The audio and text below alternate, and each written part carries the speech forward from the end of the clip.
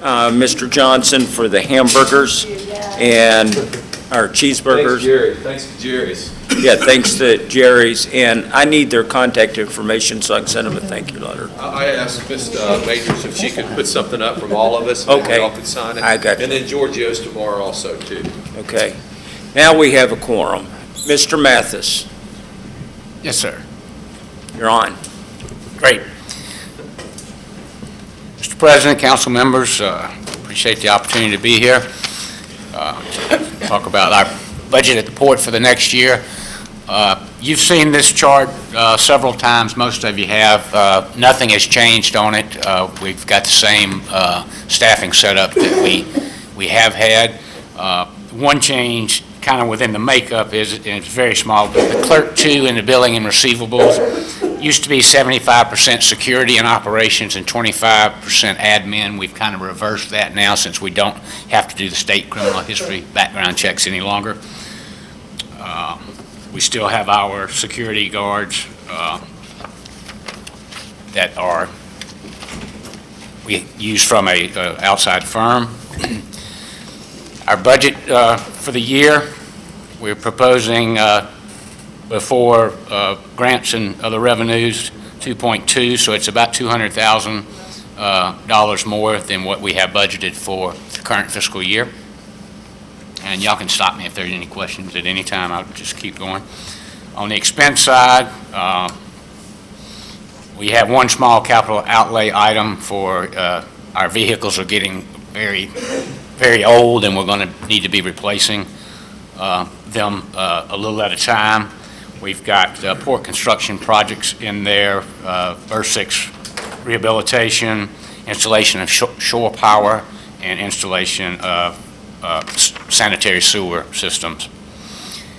We have given Martin Marietta notice that we will not be renewing their lease when it expires at the end of October.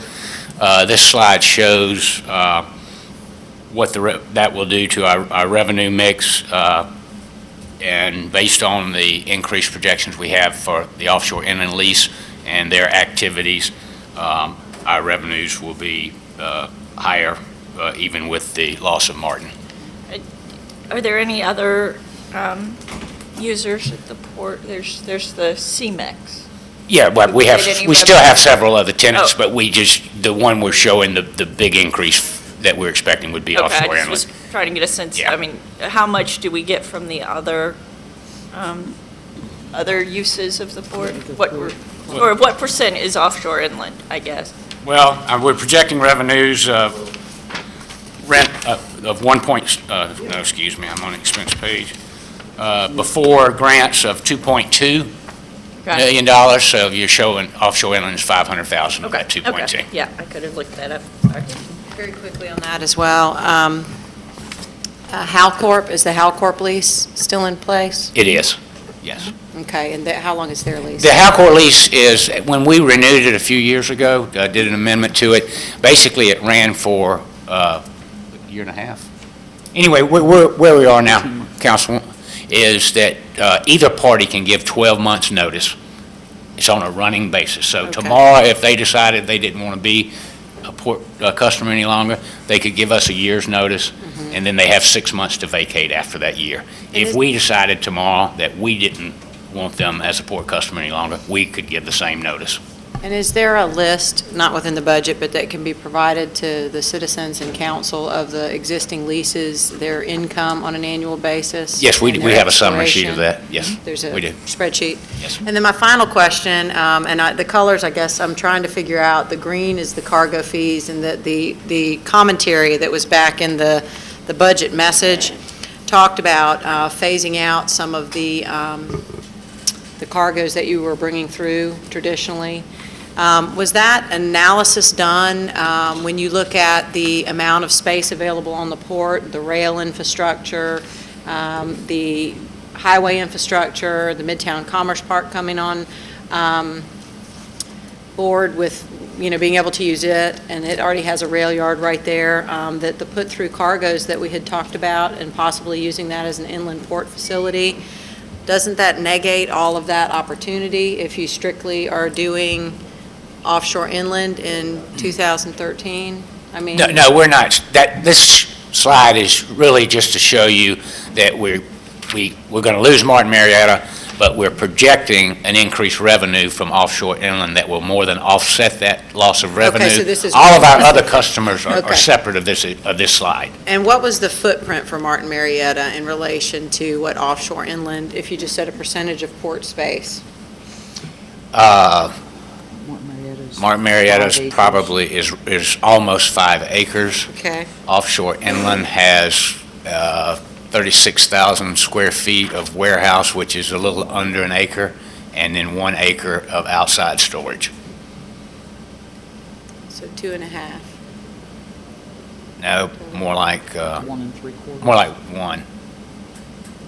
More like 2, I'm sorry. Two. Yeah, roughly 2. Round 2.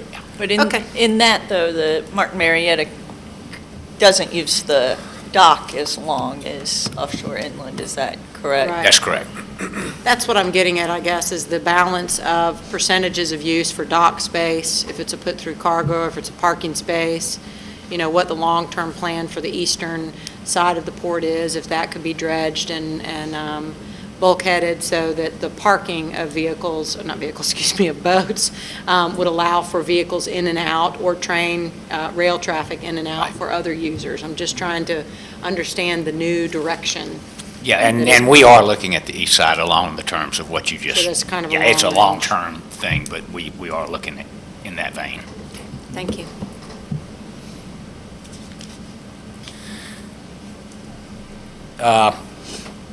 When the mayor rolled out his plan at the first of this calendar year for the port, there was a lot in there, but we liked the Senate's investing in port infrastructure to promote job growth and realize a job-creating, self-sustaining port of Pensacola.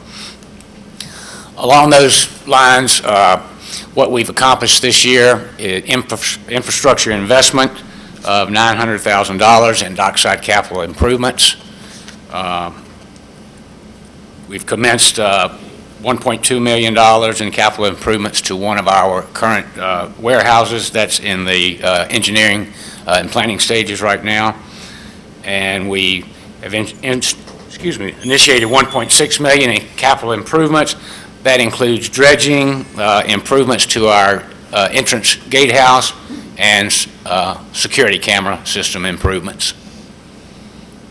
We are currently negotiating with offshore inland to expand their terminal to include a 40,000 square foot fabrication facility. We are also actively talking with one other entity in the subsea market about establishing themselves at the port. And we are actively pursuing opportunities to redevelop the Martin Marietta terminal site. May I ask about the capital improvements? Is that in our budget? And if so, where? I'm not seeing it. Yes, it is in the budget. Amy?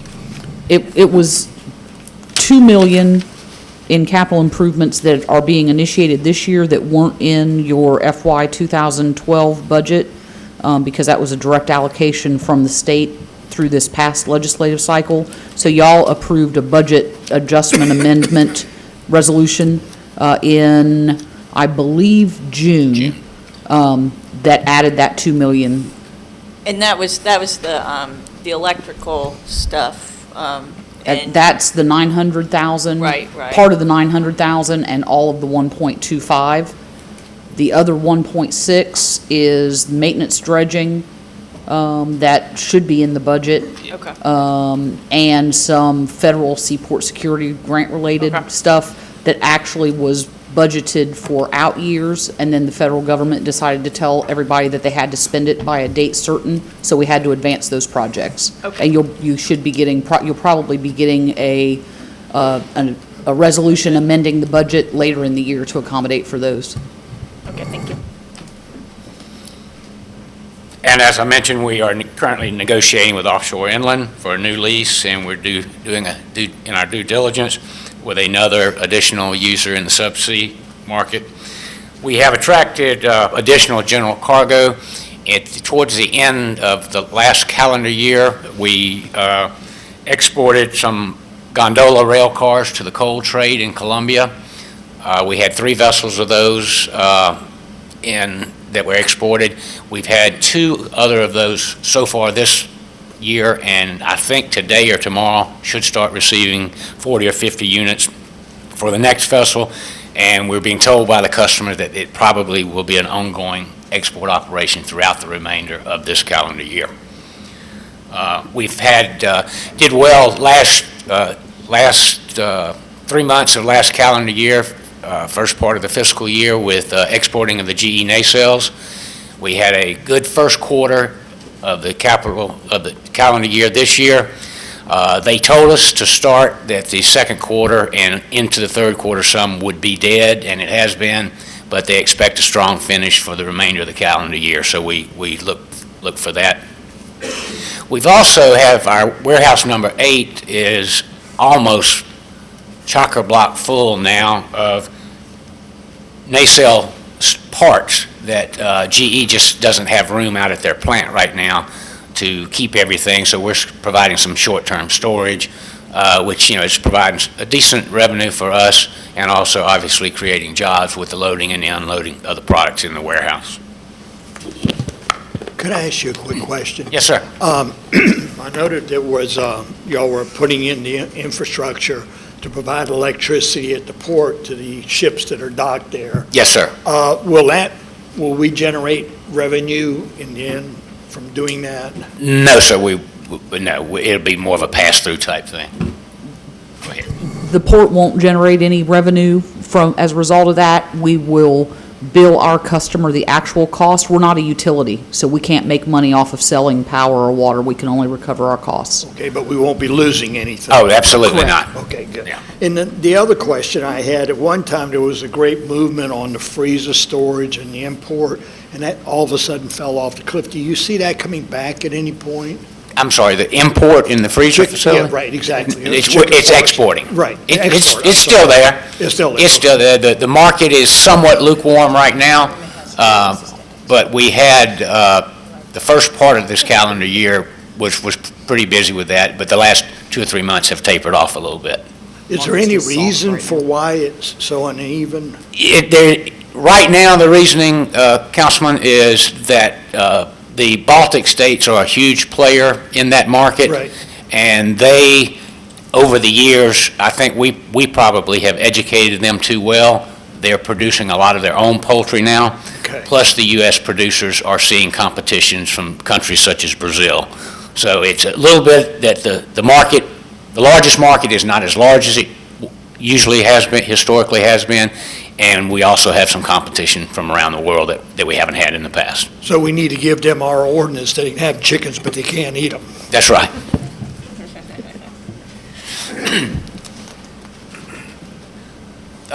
We have the branding program set up for the fiscal year 13, and I think I'm going to let Amy handle this slide page because she is knee-deep into that. Basically, we're going to continue the rebranding program that was begun this year, actually just last week with the unveiling of the new logos. I wish that we had our logo ready to use on this presentation, but we didn't quite have it yet. And basically, the objectives of our branding program are those 4 bullet points at the top. To have a port branding program that's consistent with the city's overall brand identity, that clearly communicates the port's position as a city-owned enterprise, a brand that adequately conveys our economic impact and value to the local community, and that separates us from our competition in the marketplace. Our major initiatives in 2013 to that end will be incorporating the new logo and design that was unveiled last week. We are in the process of designing a new marketing brochure that will be available in print and electronic formats. Hope to have production of that completed this fiscal year and then begin utilization next year in conjunction with our external marketing program. We're in the process of designing some new print ads, and those will be launched next year. And then a comprehensive overhaul of our website, which is somewhat antiquated at this point. May I ask, what portion of that money is going to be spent advertising to Pensacola people saying, you should like your port? And what percentage is it going to be spent on attracting new port users? I guess, this whole new marketing campaign, ESP has a very different, audience to whom they need to Right. market. And, I mean, my understanding over the years has been, you guys, most of what you need to be doing is going to trade shows and the port user people who I've met, they're very nice people, but they're a different group of people than tech company kind of people. Right. We have just met last week with Zimmerman Agency about our communications plan for 2013, and we have a tentative advertising schedule. So in terms of print advertising, the vast majority of our resources are going to be to local audiences.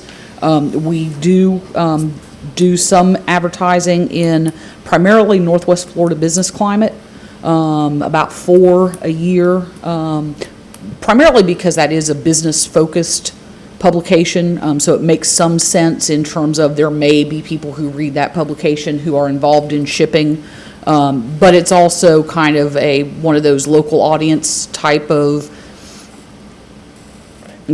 support your local port kinds of ads. We're going to be redesigning that, by the way.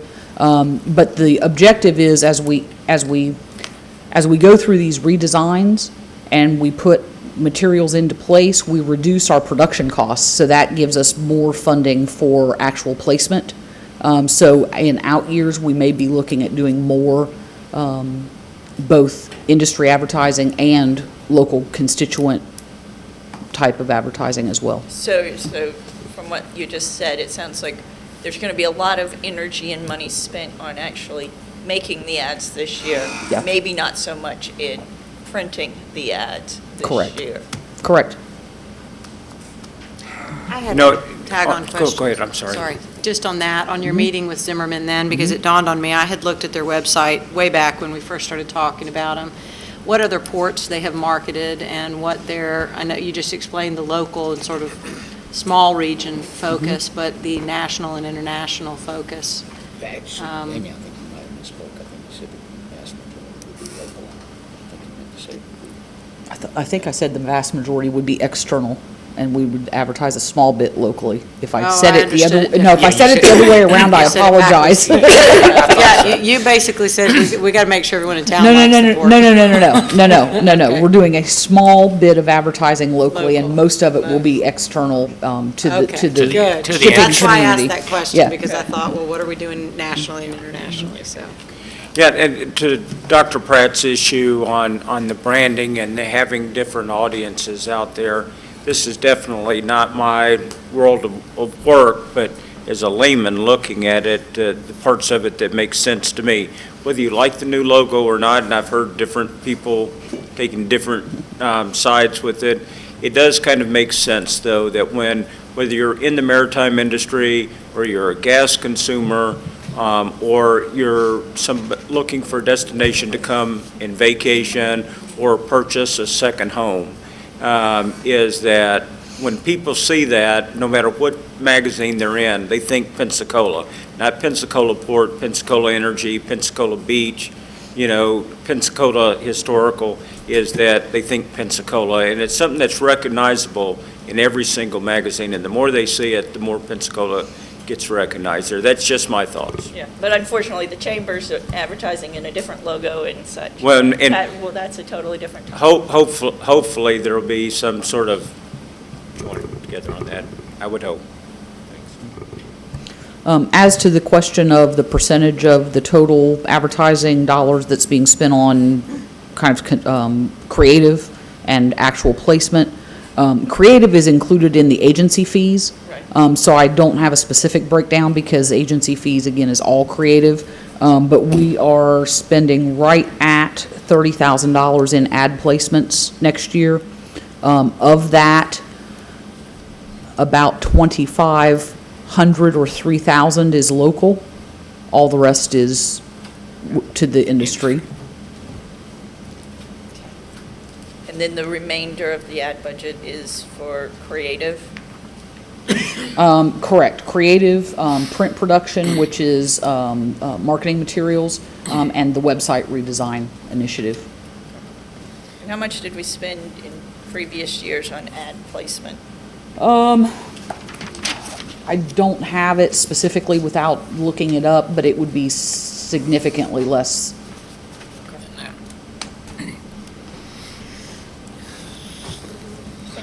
From a sales and marketing standpoint, what we have done and will continue to do next year, attend the Workboat Conference for the offshore subsea industry, attend the Offshore Technology Conference, and then obviously do our client and prospect outreach programs. In the renewable energy sector, we'll attend the Wind Power Conference and Exposition and do the same with our client outreach there. Support with existing business partners. We attend the Breakbulk Conference, the International Poultry Exposition, the Association of Shipbrokers and Agents Annual Conference, and direct client contacts. Our current capital projects, maintenance dredging is in progress right now. That's the area of dredging right alongside our docks that we are required to maintain. The federal government maintains the channel in the bay and through the pass and out to the pilot station, but the individual ports do have to do their dredging alongside their berths. That's in progress. Phase 1 of our shore power program is in progress. We are relocating our main gate, dropping it back about 125 feet, adding a new building. The one we have now is about lived its life. We also will have 2 entrance lanes with this project. We'll go from 1 to 2 entrance lanes onto the port, which will obviously allow easier access for us and hopefully not back up Barrack Street. Well, now, that gate, is it still going to go over by the spoil site on the east side of the port? Yeah, the fence will continue, will stay where it is now. We'll essentially will drop some fencing south and come over and meet the gatehouses as it drops south. Warehouse 9 improvements, we had the state economic development grant from the legislature and the governor this past year to improve that warehouse and start doing a lot of subsea fabrication and repair and items like that. We're in the planning and engineering stages of that one right now. And where is that broken down in the budget? What? That was in the resolution, so it might not have. It might not, I made it didn't here. remember seeing it. Yeah, I don't think it is. Okay. Yeah. I just wanted to And make we're sure. also, you all just approved at the last council meeting for security camera upgrades, so that project will be probably given, Wednesday is our goal to give the notice to proceed to the contractor for that. And the last slide is just a kind of out years summary of different capital items that some we are doing and will need to do, and others that are things we might consider doing in the future. And that concludes our presentation. All right, committee, Mr. Wu, Dr. Wu. Yeah, this has nothing to do with this presentation, but for the ones tomorrow, I'd like to make a personal request. If anybody else like it, it would be fine. I know these things are prepared in the last minute or, for us, but I was wondering of the day of the meeting, for those of us that might be interested, could we be emailed these presentations beforehand? To be honest with you, I'm at the age where my eyes have never been good, but I really have a hard time seeing a lot of the figures, but I could see it in the screen in front of me, those who have laptops. So I'm not saying it to you, I'm saying that for folks tomorrow, to your clerk or whoever, I don't need it the day before because it's going to be presented that day, but the day of the meeting, if people have it available, I would appreciate an electronic copy. Mr. Barker, could you make sure that happens, sir? We can have the electronic copies there tomorrow. Okay. for all the That would be presentations. great. I have the same Right. visual problems that it's hard to see the, It'll be there for all of y'all if you bring your laptop. okay. This one, I'm just using that as. No, It's- Understood, That one's sir. kind of I busy. can't see I can any. read the first two lines. Even with my glasses. There is something there. Okay, Yeah. any other thing from the committee? No? I'm done. Well, thank you. Got you back on schedule. Got us back on schedule and under budget. That's right. All right. All right, before our next group comes up, I just wanted to explain to Mr. Spencer's absence. He's at an extended lunch business meeting, and, but he will be back. Tomorrow morning, there's been an adjustment to our schedule. Outside agencies will be open for discussion at 9 o'clock. There is no presentation that goes with it, and if there's not a lot of issues, perhaps we can move on through that. But one person that was interested in attending, if we did discuss it, now has got a certain schedule. And so that'll be at 9 o'clock tomorrow morning, outside agencies. And since we have a few minutes before our next one is supposed to begin, is I need to discuss two things with you that was brought up to me during our lunch break, and that is the discussion of the MIS department and the mayor's budget. And again, if we have those for discussion, there won't be a presentation for it. Mr. Barker said he can handle the mayor's budget on his own. And then MIS would be here would be available for any questions. What we have to do is decide when do we want to put them in. Would we want to put MIS and the mayor's budget up late tomorrow afternoon? Would you be wanting to come back here on Wednesday morning and have that discussion then? I will tell you, though, that on Wednesday morning, I will be unavailable probably up until close to lunchtime.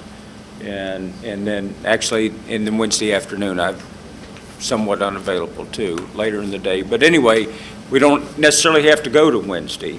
But if you can find a place that you want to place it for tomorrow, or maybe even the end of the day. I mean, we might be able to talk Mr. Barker into doing the mayor's budget at the end of the day today.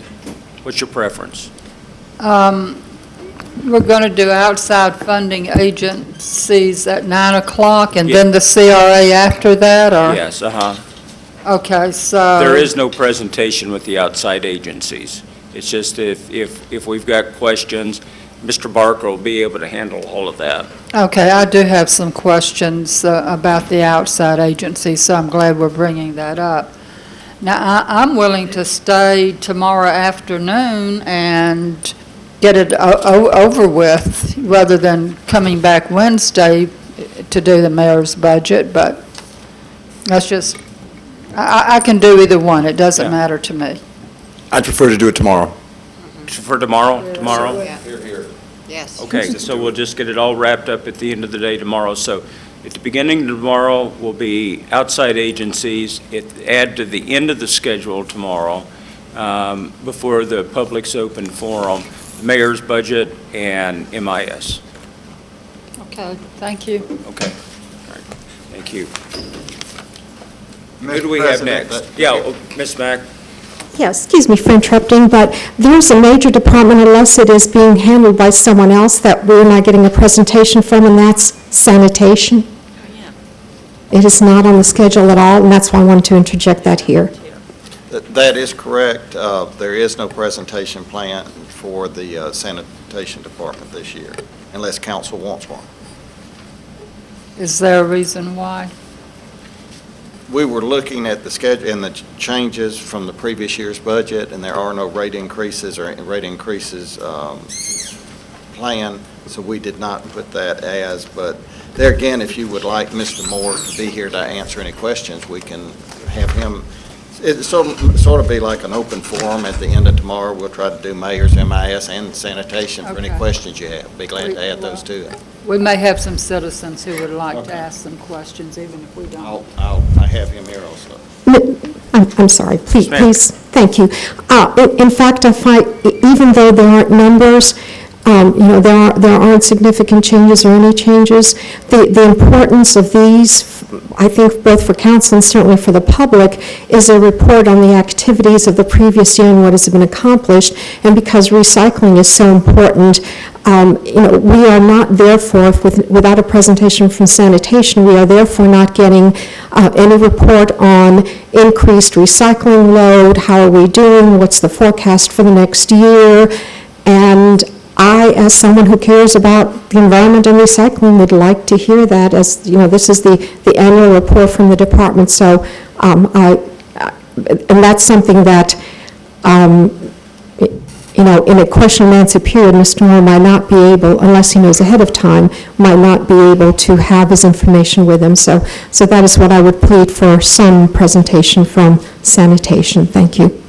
Mr. President, may I suggest that maybe what we could do is in the August meeting, just get, a 15-minute presentation from Mr. Moore, sort of where we stand. I mean, sort of outside the budget questions, but, how are we doing? That might be a way to deal with it with the very compressed time we have. Ms. Mack, would you be comfortable with that if we got it in an August meeting then? Yes, Mr. President, as long as we have that report. Thank you. Okay. And Mr. Barker, as the senior staffer here, would you make sure that gets to Mr. Reynolds, please? I will, and I've got that we'll schedule some kind of report on the recycling and sanitation activity for one of the August meetings. And please make sure that it is about a 15-minute 15 minutes, yes, sir. presentation. What happened to housing? The housing's still coming up, sir. Okay. Who do you have up next, Mr. Barker? Airport. Airport. Yes, sir. Okay. I think housing's after the airport. It was before that, but they must switch.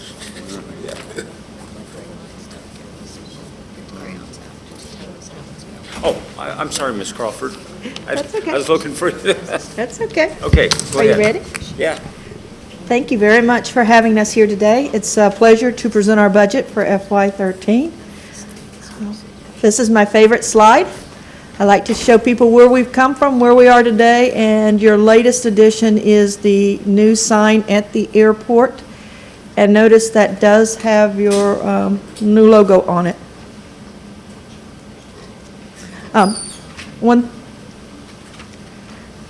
Our mission is to serve this area's needs for aviation. It's also commercial and general aviation and air cargo.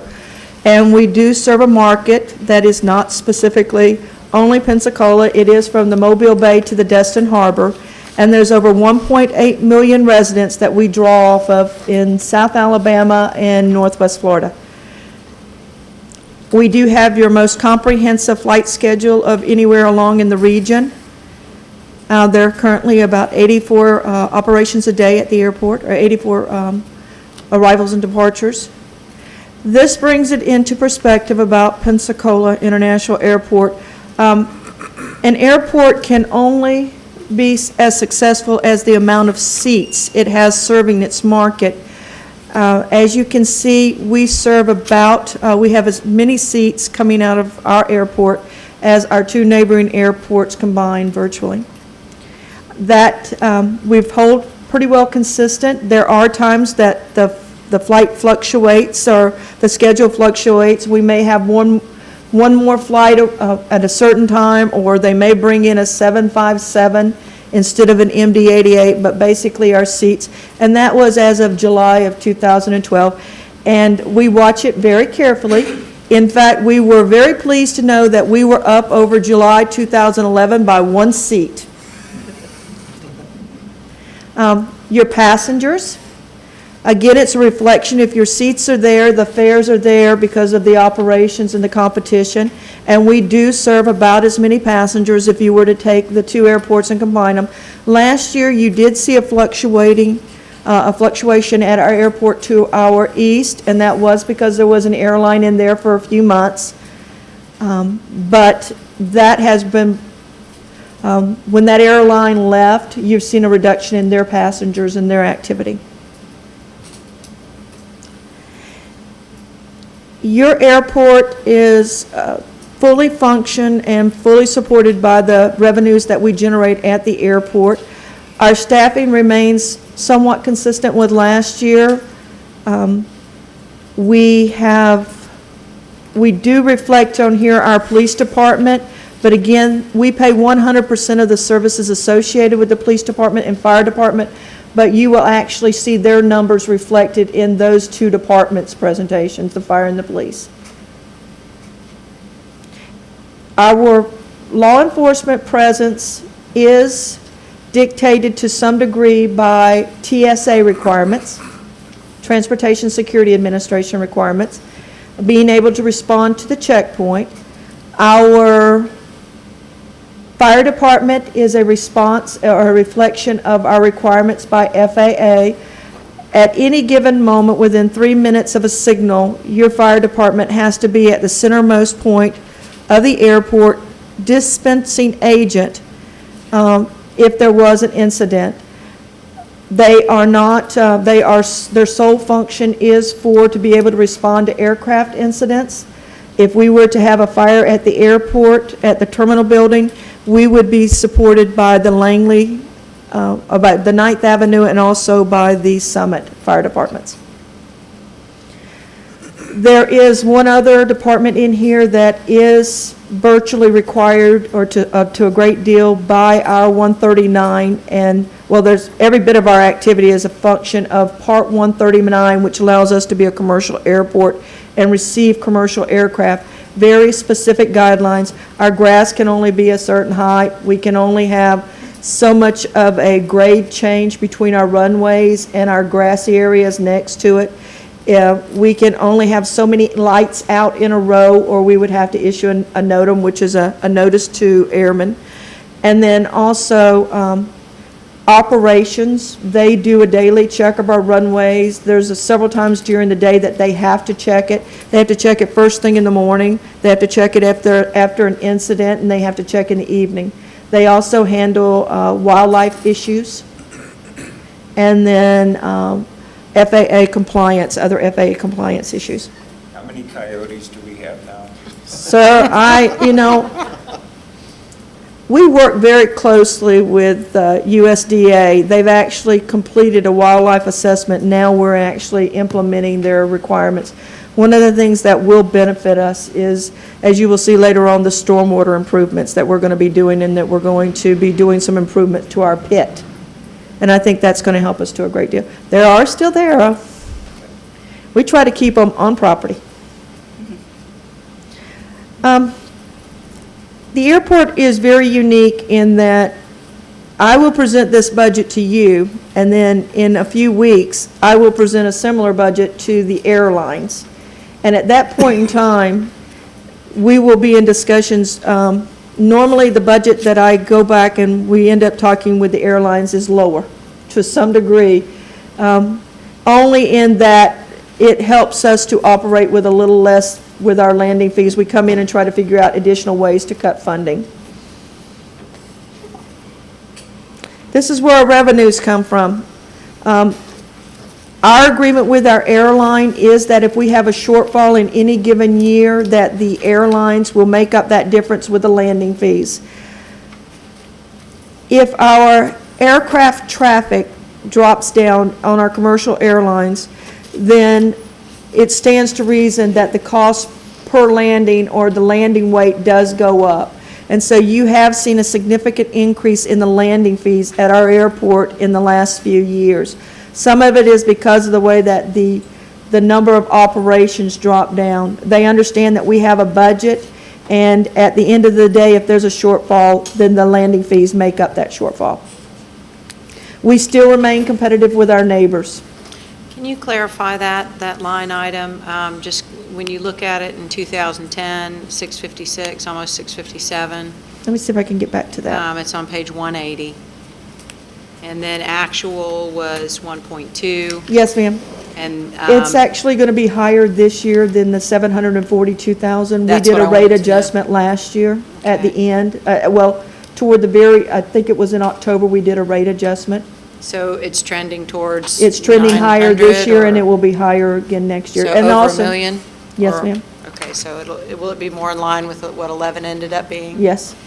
And then you mentioned that they fully expect that, but we're going up to 2.5 in the proposed budget. Is there a rate study that you associate with that of the We do tolerance of the a airlines? significant analysis. In 1988, when we did our bond issue in '88 to fund the original terminal project, we had to establish rates and charges, a calculation that is performed, and it's a very detailed, in fact, it requires us to use an outside consultant to establish these rates and charges. There is a trend upward. We had, after every major project, you see an increase or a spike in the landing fees, and you see it come down. If you were to look at an analysis, a historic analysis, you would have saw that the landing fees went up to $2 per 1,000 pounds in 2000. They went back down. We got them down as low as 50 cents a 1,000 pounds in 2008, but then the airlines cut seat capacity by 23%, so it's climbed upward. But after a project comes back on and goes online, you do see a trend upward in the landing fees. And then we work, because what will happen, as more traffic comes in, more operations come in, the landing fees go down.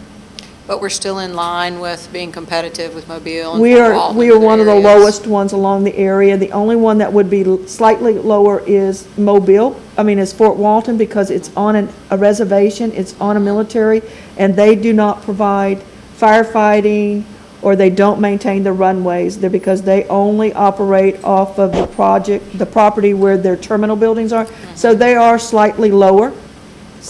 They have actually been higher than us in the past, when we got ours down to 50 cents. So it fluctuates. And then you're counting on $1 million increase for the rental car customer facility charge? And that's a That- customer service, customer facility charge. That actually pays the debt service and the operations of the rental car facility. It does offset some administrative and some activities associated with overseeing that. That's a reflection of two things: increased activity with the rental cars, and the other is that we have the ability to adjust if we see that there needs to be an adjustment with that area. Last year, there was an adjustment because of utilities associated with it. We were able to accumulate about $3 million in that fund that we reduced the debt service on by paying a principal payment. Okay, that's what I was trying to get at, is that the rental facilities are. That's where that comes To from. offset our expense, obviously, but it's not directly correlated to this landing fee number, that's strictly, it's calculated a different way, but it can help to reduce what you go back and ask for, The right? only aspect, there is a piece of that service facility that comes out that helps to reimburse us for expenses incurred Okay. on behalf of that facility. But the remainder of it does go into a CFC account. For debt service? Yes. Okay, thank you. And that's virtually just a breakdown, a snapshot of where most of our money does come from. You do see that parking represents 24% of our overall revenues.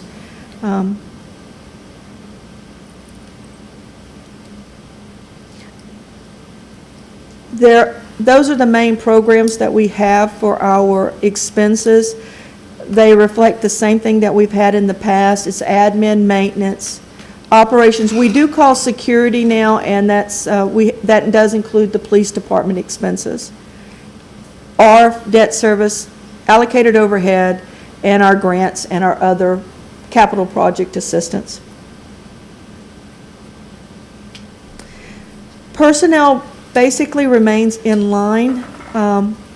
We have, in fact, reduced some of the aspects of our operation as far as staffing. If you were to go back to the 2009-2010 timeframe, we had more, we had 2 assistant director positions, they're not there. We've never filled them, we don't anticipate filling them until we're able to make sure that we can adequately support it with our rates and charges. We look very closely, if there's a position that does become vacant because of attrition, we look at it very closely to see if it does need to be filled. Operating expenses, to be, this reflects a slight difference in the way that in the past we were able to record things. In the past, things such as some of our contracts where there was a revenue collection, like parking and all, we didn't actually take into the expense and offset it. We just reduced our revenue by it. We didn't actually show it as expense. So you will see some of that in here. We're trying to keep our utilities down. We did do a tending project in the terminal trying to reduce the utilities. We're doing utility shedding. We basically went from about a 174,000 square foot building in '09 to a 240-something thousand square foot building, and we've had an adjustment. The airlines approved each and every aspect of it. They're aware of it. They have been coming in doing some adjustment. When we did this terminal project, remember there was no merger between Northwest and Delta. There was no merger between United and Continental. We're seeing some mergers where they're coming in. Basically, our dollar per square foot has to go up if they reduce less and they pay less, they have less leased area. But overall, we've been able to hold it consistent.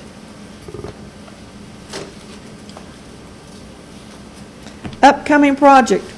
Next year, we're looking, and we're very, very happy about this. The hotel will go online in March of 2013. We do have the lease requires at least a minimum leasehold payment, but it can be the greater of a percentage of the room rental or a lease payment on the hotel. There are actually 6 parcels leased or have the ability to be leased. Not all 6 are fully leased yet. I believe right now the only thing that is in fact leased and moving forward is the hotel. But within 5 years of the time of the lease, which was 2011, they have to pay rent on the full 6 parcels, and at that point, the lease at its maximum will be $420,000 plus a percentage possibly of the room rates.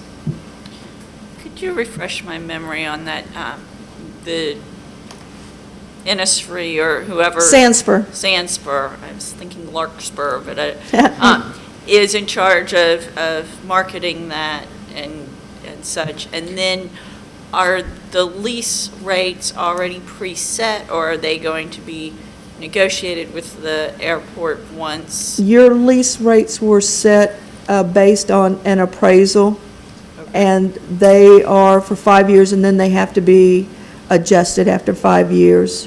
Okay, 5 years from? But the date of beneficial occupancy is what I understand, but I'll go back and review it for you.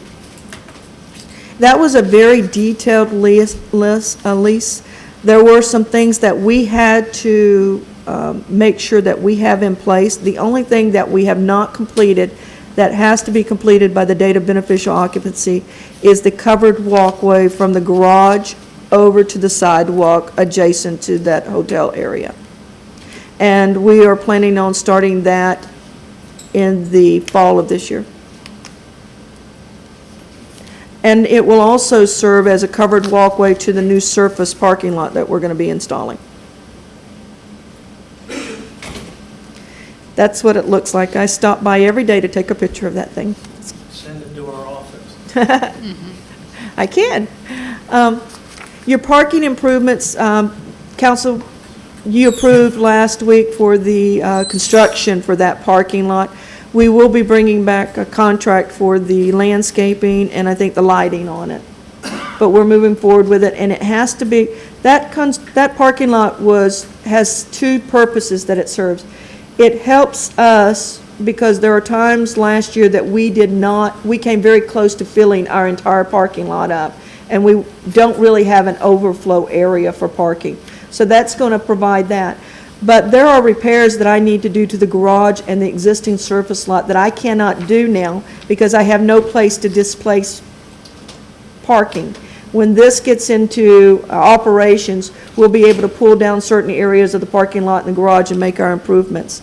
And then also, when we're able to secure funding, then we'll be able to use that parking lot when we're building the garage expansion.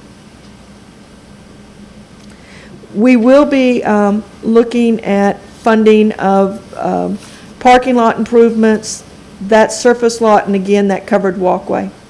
And one of the aspects of the parking lot and the garage improvements, we are going to be replacing the lighting fixtures with LED fixtures.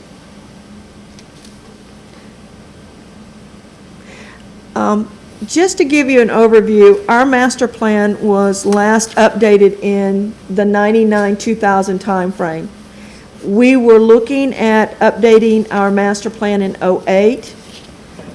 We were asking for proposals, but we incurred a significant decline in passenger traffic in '08 due to a reduction in seats capacity with the airlines. And it was just not a good time to go out to try to figure out where you're going to be at in 20 years when you lost 23% of your seats within 1 month. We've gained most of those seats back, but it still was not a good time. Right now we are working on a master plan, an RFQ for a master plan for engineering services. When that goes out and a firm is selected, we will be asking for FAA's assistance with funding that because it can be quite expensive.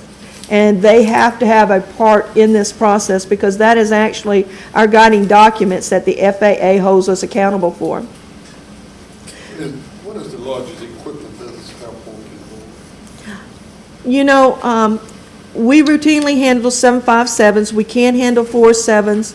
We've actually recently had a study done about larger aircraft and their weight restrictions with fuel and passengers. But airline right now, 757 is your larger ones and 747, but it would have some restrictions on lift with fuel. In August of 2013, if we are able to secure FAA funding to assist us with this project, we will start the master plan project, and it can take between 12 to 24 months because it does require significant involvement from the community, public meetings. It does require, if there's any projects that would possibly have an environmental assessment associated with it, there's a review of that. It's a very detailed and lengthy project, but at the end of the day, when the FAA accepts it, that becomes our guidance as the next 20-year planning document. Commerce Park. This has been a very unique project. We started it in 2004. It was identified in our 99 master plan or 2000 master plan update to acquire that property, and we've been working through the FDOT to acquire it.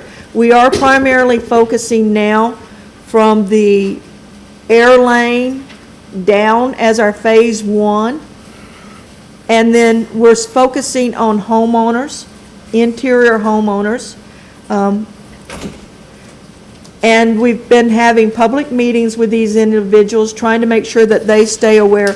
You know, FDOT has assisted us with funding, but their funding fluctuates. It could be $1 million one year, it could be $400,000 one year.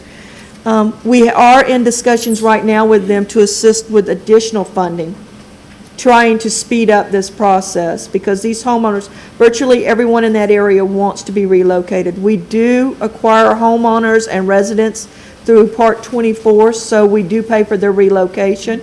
That's also available to any business we choose to relocate.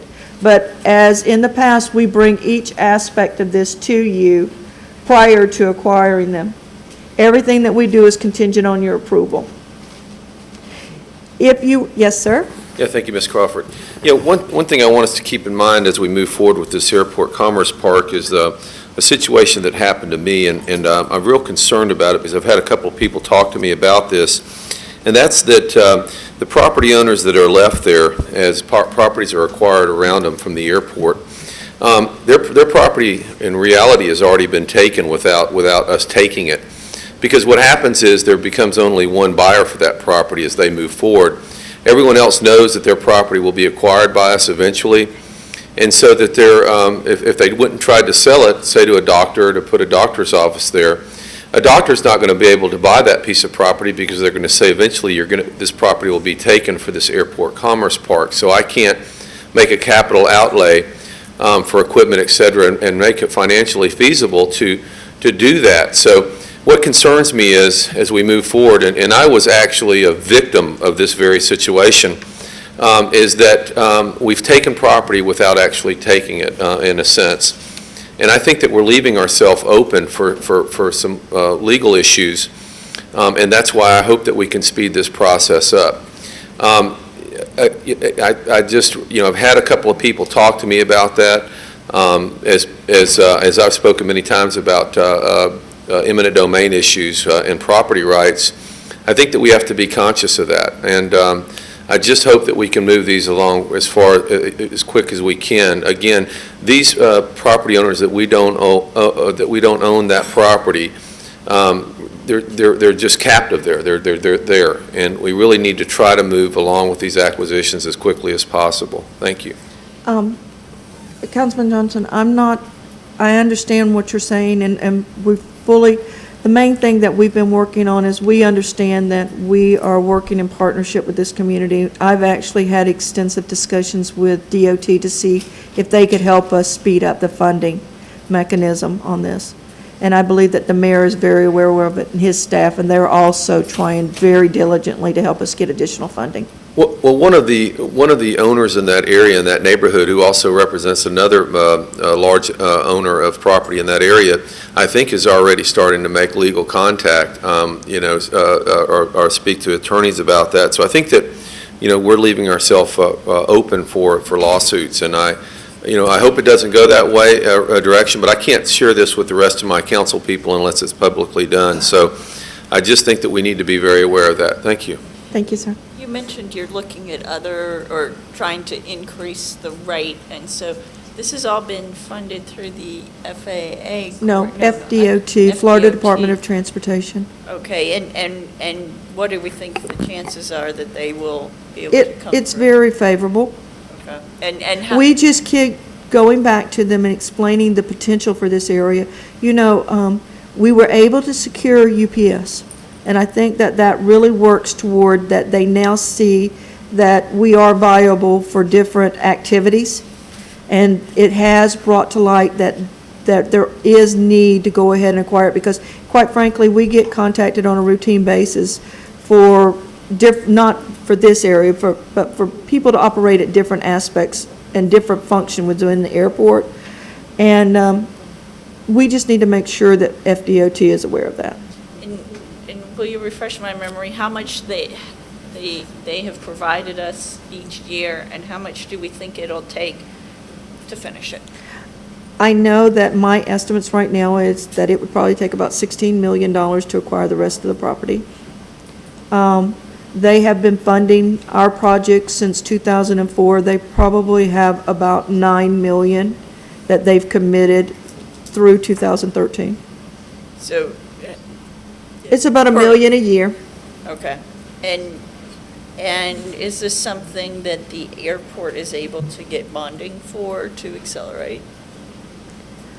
I would have to defer to Mr. Barker. It does allow for the airport it's a bondable project. It's a question, as she's just mentioned, on the rates and charges, how much it would affect that, and then the overall of the airport. But yes, this project is bondable. Just curious. Thank you.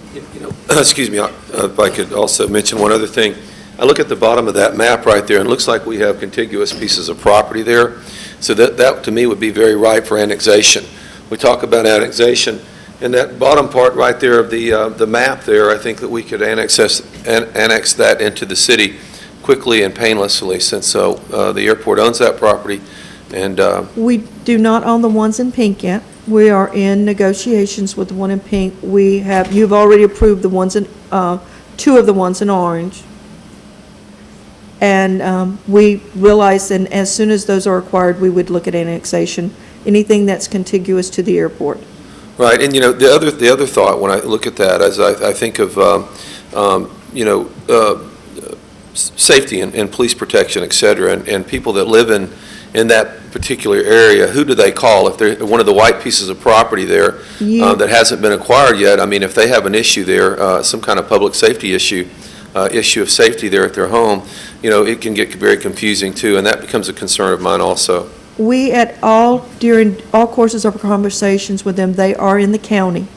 So we make it very clear that if there is a safety issue or if there is a law enforcement issue, they have to call the county.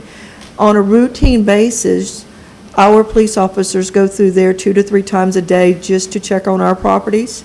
So there is a presence in there, but we are not, nor can we be responsible for actually law enforcement in that area. I don't want to get off topic too far, but thank you very much. Thank you. That was actually your estimate. And that does show how we're looking at phasing it. One of the big issues that has been facing any type of future development at the airport and existing development is that over the years, the airport's pit, which is off of Summit, has never, there has been issues with its permit.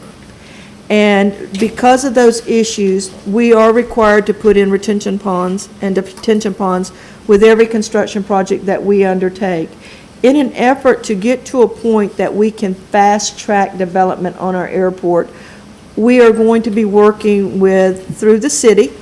In fact, you will probably see as one of the stormwater projects, the preliminary designs for this project. The water that drains into that pit come from as far away as Interstate 10 and all around that area. It serves as a major lifeblood for stormwater drainage for that whole area.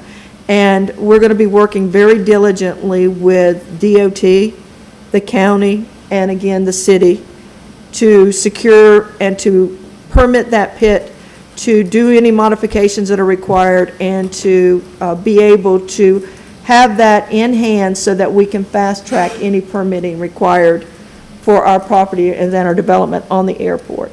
And you can basically see the schedule. It would be, if everything plays through as far as being able to get the funding, we could have this project under construction in July of next year with a possible completion of the spring of 2014. And Southwest Airlines. They made a commitment to retain our airport as one of the AirTran stations on January the 20th. And at that point in time, they made no statements of when and if we would become a Southwest station. We are currently on our airline negotiations. We deal with the Southwest Properties people, but we are being serviced and continue to be serviced by the very good airline, AirTran Airways. And there were several airports. I would just like to make sure that everybody is mindful that there were several airports that lost AirTran. Newport News lost AirTran because of their proximity to North Fork. That was about 65 to 85% of their passengers. And so we were extremely fortunate that Southwest recognizes the strength of this market, and they recognize the loyalty that this market has had for AirTran. And they also understand that we're not in Panama City's market. We've been able to hold our own. We've been able to grow since Southwest entered Panama City. And I think that if everything, and I can sit here and tell you, but I think this probably speaks volumes. This is a publication that they send out to their employees, and they sent that publication out in spring of 2012 to their employees. and they recognize Pensacola as one of their stations. And so I think that probably speaks about, do I know when they're coming? No. Do I know what destinations they'll serve? No. And do we know the frequency? We don't. But I think that are some discussions that we're going to have. They are very impressed with our market, and they're impressed with this region. Yes, sir. And I apologize for speaking so many times today, but concerning that very issue, AirTran, when will they totally convert all their AirTran airplanes to the Southwest flag? When will that total 100% completion of that happen? That's a very difficult question to answer because that Southwest Airlines is typically a 737 fleet. AirTran has 717s. The majority of their fleet is 717s. AirTran, Southwest Airlines has just entered into an agreement with Delta, and they will be selling Delta their 717s, and they'll be phasing them out so many aircraft periodically. They said it could take up to 2 to 3 years to completely phase those 717s over to Delta. So I do not know the timeline. You might have Southwest here and you might have AirTran at some other station. You might see a Southwest and an AirTran running side by side. I have no idea. So Southwest is not committed to totally doing away with the AirTran flag? They will eventually do away with it. I'm just saying you could have a period of time where they would run side by side. All right. Okay, and the other thing was, we, west of here, Biloxi Gulfport did lose their AirTran. They did. So, just, that's real close. Of course, New Orleans has Southwest, but anyhow, thank you. One of the things that we've seen across the area, and I can't tell you enough, that part of my job is to do outreach. And I go from the Mobile Bay over talking about this airport and how our market is. We've got a very strong market. Delta Airlines acquired Northwest, and they've reduced the activity of that hub since that acquisition. And I don't know what the end is going to look like for Memphis at the end when they get through with this transition. I don't know what it's going to look like. But we are one of the last airports along the Gulf Coast to have flights to Memphis, direct flights to Memphis. That flight will go away in the first part of August. We've had some increase of activity in Atlanta since they first acquired Northwest, but it speaks volumes that we've been able to not only support Northwest, but your planes coming out of your airport are about 95% full. And that really does speak volume about this market. We've also been able to support the Miami flights. We're up to 3 flights a day with Miami. We've got the Chicago.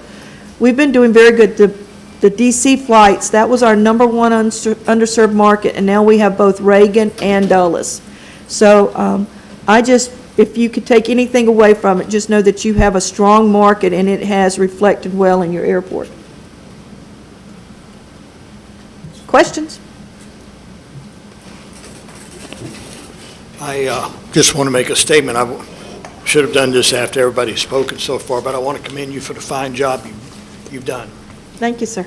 And I also want to go on record to say that a lot that's happened at the airport is the result of past work by different committees, especially the Enterprise Committee. And in that regard, I want to acknowledge Councilman Townsend, Councilman Johnson, Councilman Hall, and past Councilwoman Diane Mack, because I think they were all on the Enterprise Committee when a lot of the things we're talking about was first conceived and done. Matter of fact, I thought we were going to have to put Councilwoman Mack a cot at the airport. I think she came to visit you so much, which was a good thing. But I appreciate the fine job you did, and I just want to make sure these fine folks aren't forgotten as we move along. And I was remiss in not saying this sooner. You truly have been the reason that that airport has been able to go through such a transition.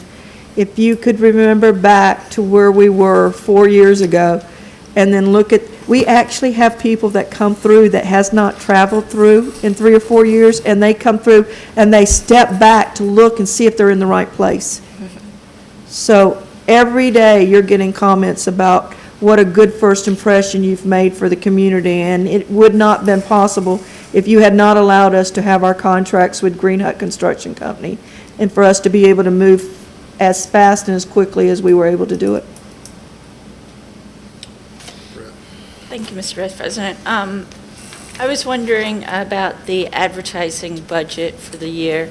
I think it was the port people who or I don't remember now, it's already a blur this morning, that the new ad agency is more expensive, and I see your advertising budget is not increased. Are you going to be advertising about the same rate this year, or will there be a change in your advertising? Last year, you had an increase in our advertising budget due to an incentive for American. Okay. And so there's not an incentive built into this one. We would have to come back to you and ask for us to be able to move some type of monies around in order to be able to do that incentive. We don't have an incentive in this year. Our advertising, we have a flat budget for our normal operating, and it hasn't really increased. There might be a fixed fee, but we do not pay the commission for actual advertising. There is no commission, it's a fixed fee. So we believe that at the end of the day, it's going to pretty well wash. Okay. Yeah, because I guess the understanding I got from the port was they sort of felt that this year, the money they would be spending, a lot of it would be on developing the new ads and things, and so they were, I'm looking at you having a flat budget, and if we're going to spend money on developing ads, then we're going to have a decrease in the actual ad. Well, our primary advertising venue has been billboards. That's Right. going to be pretty well consistent. Okay. And again, there's no commission, so that's actually probably going to be beneficial to us. We do TV, and the production, you would do 1 to 2 commercials, and the production would probably be $10,000 to $20,000 for production. So again, the monies that you're spending on a monthly fee, to a great deal are going to be offset, and I think probably Ms. Mack will be able to tell you a little bit on this one, but the commission fees, they do not charge us commission, so it does offset it to some degree. Okay, and just so I can keep it straight, the incentive for American is not reflected in our beginning budget from last year. Last year it was 517. This year our recommended budget is 520. Is that correct, or is that 517 with the? The 517 is a little bit confusing also. That's not just our advertising, that's our advertising and marketing. There's not a real place to put that. So when we go out and we buy promotional items, if we're doing any type of promotional activity, like the Blue Wahoos, all of that goes into that advertising budget. What I was saying as far as basically, I believe the amount that we spent flat was about 300-something thousand on advertising. Right, yeah. No, And it's pretty well staying flat. We came in this year, in 2012, on the tail end of the American. So there were a few Okay. months. We already placed most of those ads at the end of 11. Okay. You just won't have, you saw some years where we had an $800,000 expenses, and that was when we got the United and the American all in same one year. Okay. All right, thank you. Yes, sir? Yes, thank you again. I was just wondering, I was looking at the parking lot numbers here, and I was wondering if this number would go up if we didn't allow contract employees to park out there for free. Contract employees? Yeah, is contract employees allowed to park at the airport for free? Only those that are working there at the airport, because we have no other place to put them. If they're like a contractor or a vendor and they come in and service the airport, but other contracts are not allowed to park free at the airport. So no one at the city hall that's a contract employee doesn't park free at the airport?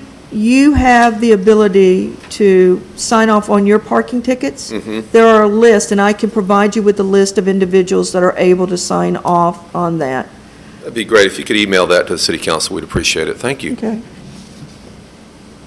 Just a couple housekeeping questions, and I think you touched on this before on page 181 because of the engineering RFQ that you're putting out, but I just wanted to be clear because it's pretty big changes. Airport administration is actually up 2.6 million, but then maintenance is down by 2. There's a difference of about $500,000 there. Is that where you were talking about the engineering portion being? Yeah. Why is it still that much higher, though? It's 547,000 What page are different. you looking at, ma'am? Page 181, and it's airport administration and airport maintenance, so under program costs. And I caught what you were talking about earlier, and I understand from when we've discussed that about the engineering and maintenance. I don't know if they'd be an assistant director or what you'd actually call them, but that that's kind of been in flux for the last 2 years.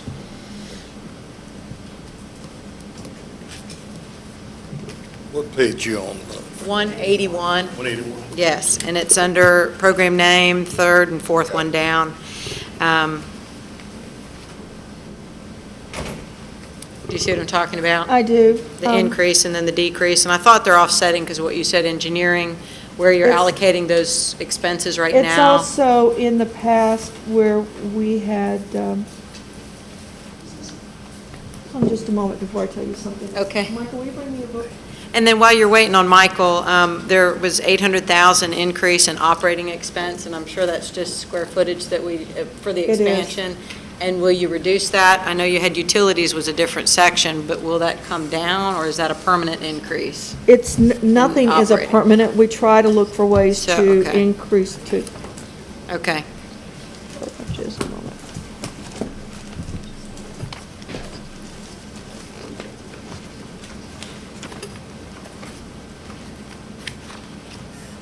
And you can get back to me on it if I it's something can. you have to dig on. I will It's look just- for it yeah, and I will I give it can- to you. Yeah, so it's those 2 lines.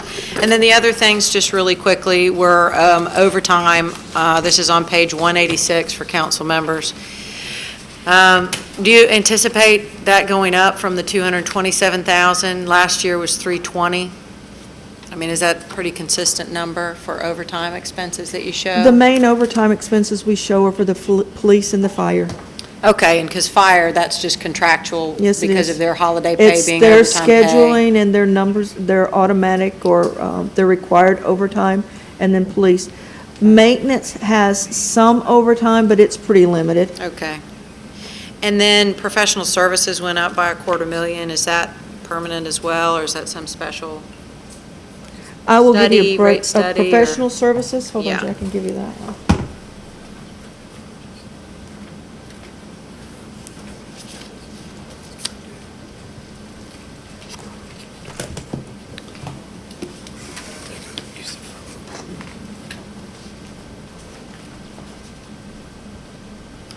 Some of that is engineering Okay. for the various projects that we have. There are some professional services. We do have our airport consultant that handles our rates and charges. Maroney? Yes, and then also our air service development. Okay. We've got, outside legal fees are also in that area, All right.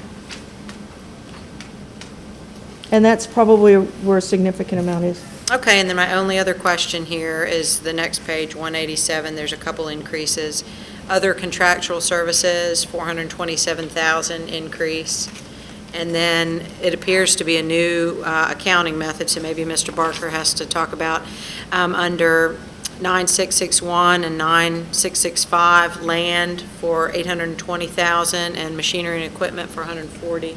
What are Those are actually our capital projects, and according to our rates and our lease agreement with the airlines, we're able to retain 17.5% of non-airline revenues for capital projects.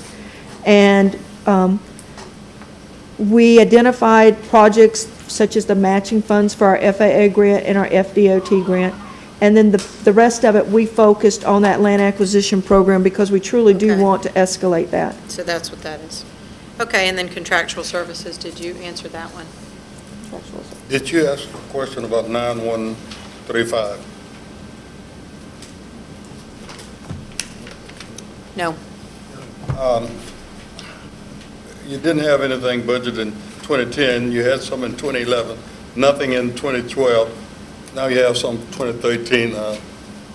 Councilman Explain that Townsend, scenario. that had to do with the reclassification, and you may see that in other department line items. When we prepared the 12 budget, the audit had not been completed for the FRS, and so we created line item 9135, which are the EPS employees, non-permanent employees that we pay through payroll, and we took them out of line item 9125. So if you look at those two line items together, you'll see that they're about the same, but that was a requirement we had so that they could distinguish easily which employees were paid through payroll and which employees were paid through the agencies that we talked about earlier today. Okay. On the contractual services, that we contract out parking Okay. for terminal area. Our traffic managers, the individuals that are out front directing traffic, that goes through our parking contract, except for we do have 2 city employees out there. Okay. Then on the terminal building, that's including our janitorial, our floor contract, our interior plants, our pest control. We also had in there for our security system. We have a contractor that oversees the maintenance and the repairs to our security system. And that, as our system, we put our system in 3 years ago, you'll see an increase in that. Okay. Thank you. And I just wanted to say what a great job y'all have done at the airport. I'm so proud of what it looks like and how you take care of it. Thank you. Yes, sir. Yes, sorry. Yes, I wanted to say also that I'm so proud of you. I think you're doing a great job. I have a lot of confidence in you, and you present your presentations so well, and I just want to thank you for everything that you do.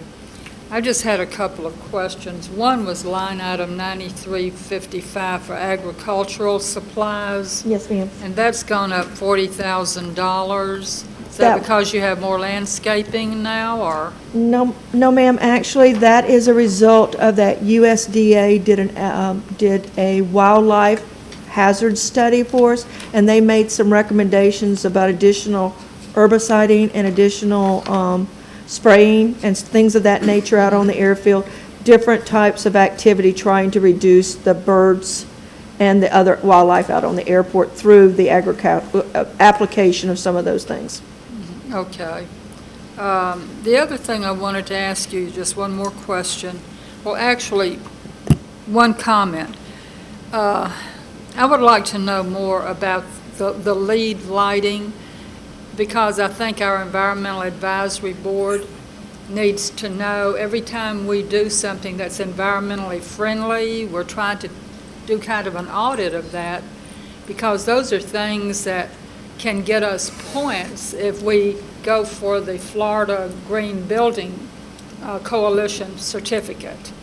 So anything that you're doing out there that's an environmental improvement, if you would let me know or let the chair of the Environmental Advisory Board know, that would be great, because we're trying to get that kind of information together, because it really helps us.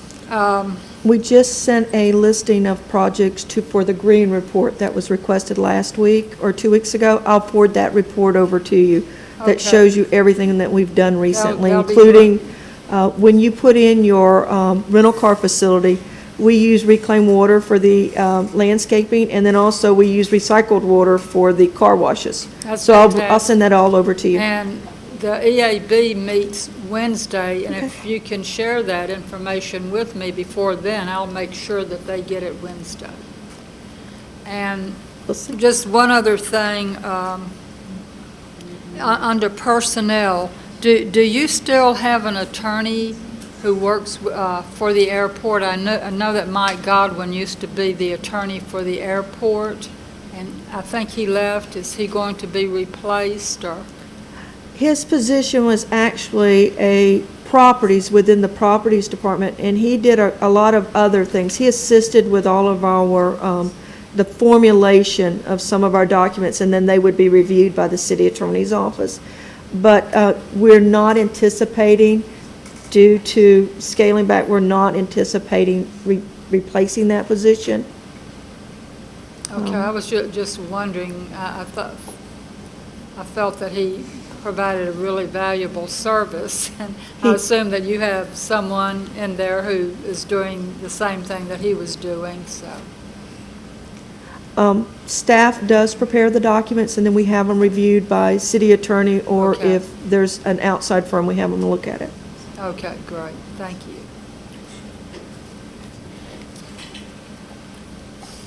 Ms. Mack. Thank you, Mr. Vice President. Mr. President, may I ask Ms. Crawford a question? Thank you. Ms. Crawford, in the budget message on page XXXIII, otherwise known as 33, there is a sentence, costs associated with the oversight and planning of the Commerce Park are anticipated to increase by $312,000, and I wonder if you would give just a little detail of what is covered in that increase. Thank you. A lot of that is also change in accounting practices. In the past, we had the individuals that were handling like our mini warehouse. Their salaries and their expenses were just a net of the revenue. Now they're actually broken out so that they're shown as an expense and then a reduction in the revenue. There's also the landscaping in those areas, and that's just not the Commerce Park, that's also some other buildings that are rented out. Okay. Anything else? Thank you so very much. Thank you. The next group is it housing? Yes, sir. May I just comment to, as they come up, Councilwoman DeWeese, you were asking about the professional services line item, and I had asked, various. I have it. I have the printout too, but it still doesn't tell you, is it permanent? What? Okay, but I was just going to say that it would be nice if the council could see that, because Yeah. it's interesting. It is. We have those available. If you want us to hand them out at this time, we'll be glad to do it. On the professional I have services. it, of course, but if others are interested, they might be.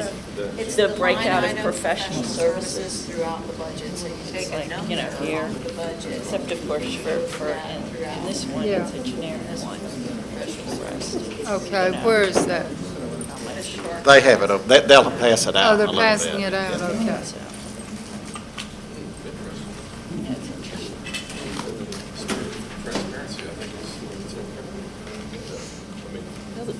out, they're about to pass it out. Except for this one, it doesn't have much detail. Ready? Yeah, I'm ready. Okay. Thank you. All right, thank you. Thank you, President Hall and council members. I wanted to take just a brief opportunity to introduce myself. I'm not sure if all of you have ever met me. My name is Marcy Whitaker. I am the housing administrator. I've been a resident of the city of Pensacola for 21 years, worked in the environmental consulting field for numerous years, then worked in the public sector with Escambia County and their community redevelopment agency, and have been with the city now for almost 2 years. My 2-year anniversary will actually be September.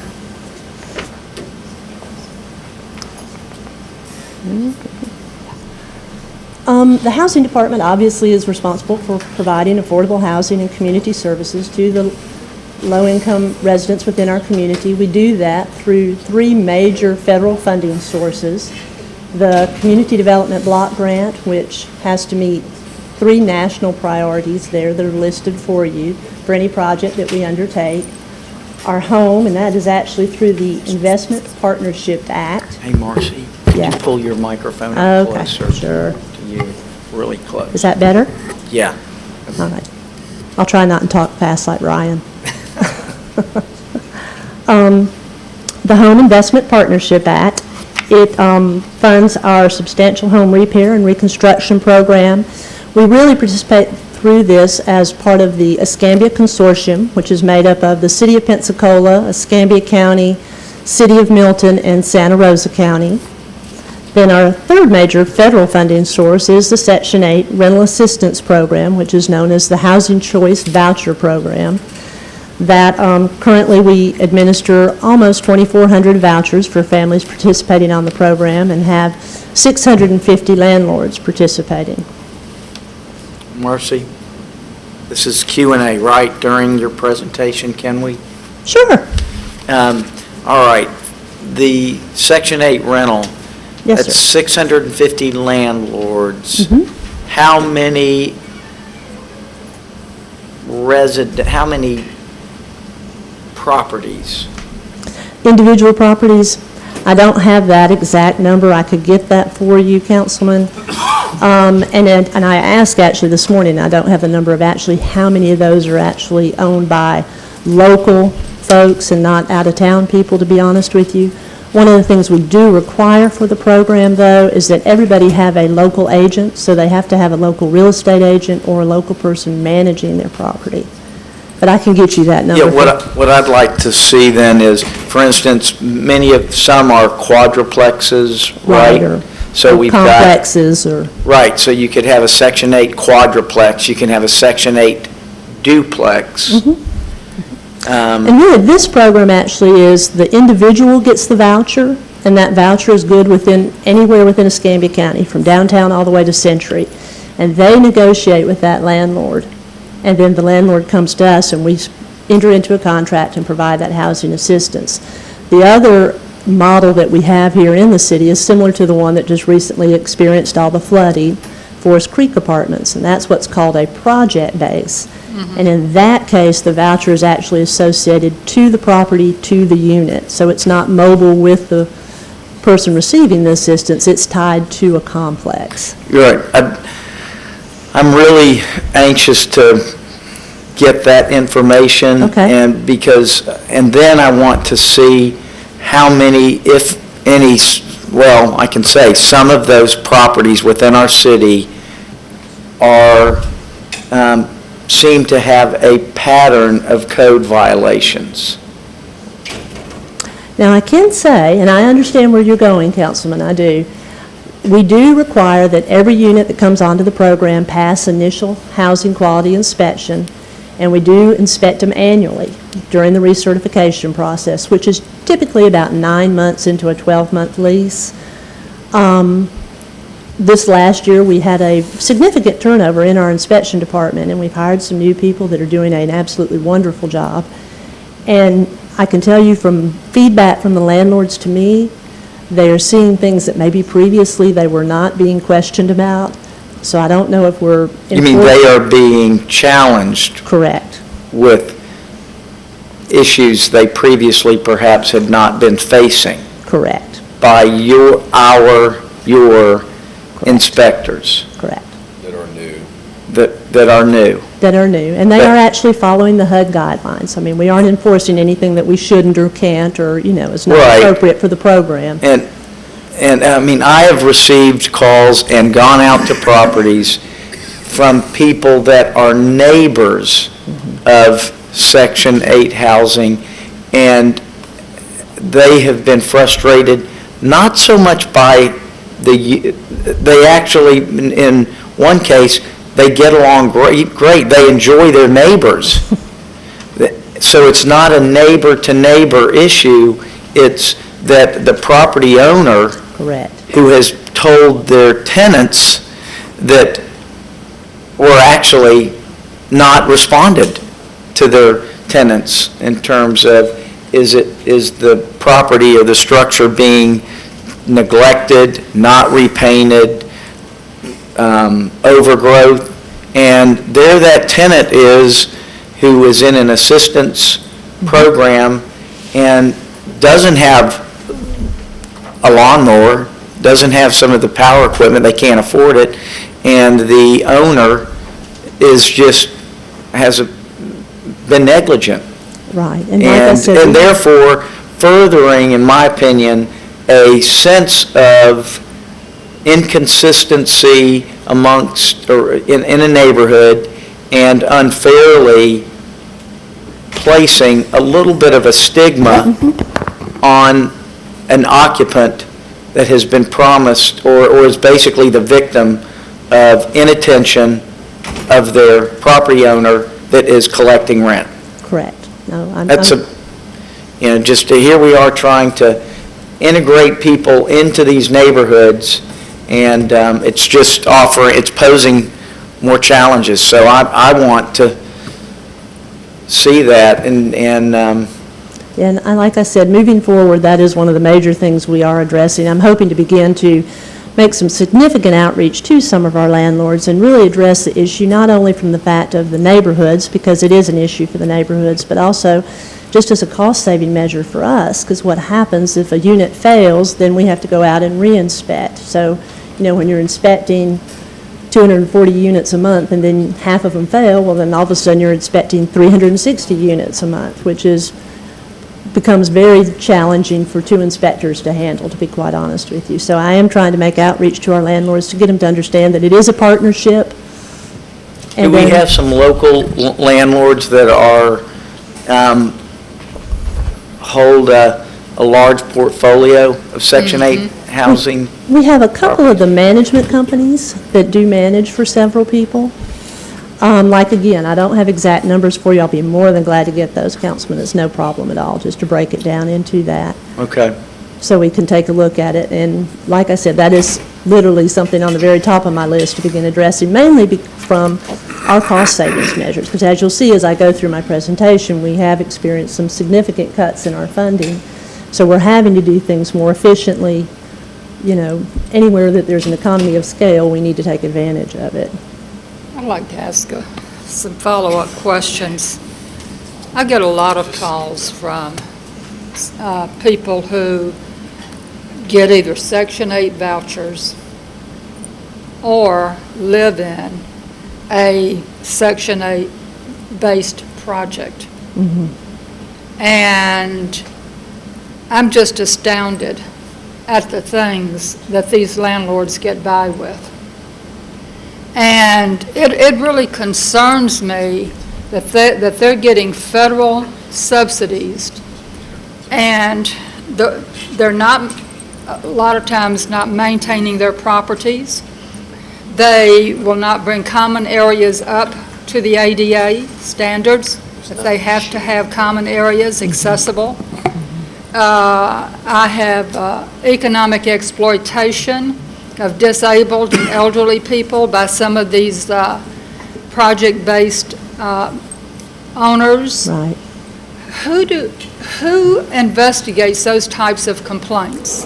All of the project-based people actually would have a representative in Jacksonville, in the HUD office in Jacksonville, because that is who's going to be their closest first representative that you could make Well, I'll tell you contact. something. I've gone that route. Have you really? I don't go that route anymore. People get lost in the bureaucracy. You may never hear from HUD.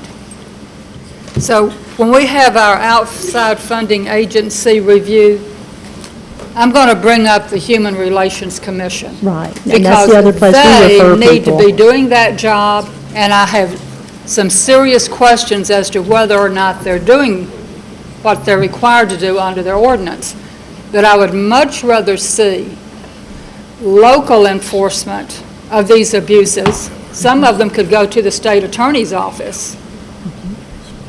But sending them to HUD is sending them to no man's land.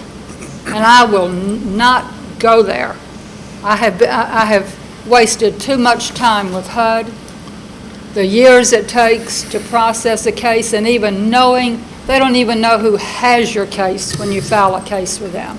And I will say that is actually the agencies that we refer to, is the Human Relations Commission, and then also the legal services locally here. When it's a tenant landlord issue, we refer our tenants to the legal services department. I would like a list of all of the... Ms. Myers, could you pull your microphone around? I'm just a sorry. bit? Yeah. I would like a list of, and this doesn't have to be done immediately, I know you're very busy, but I would like a list of the project-based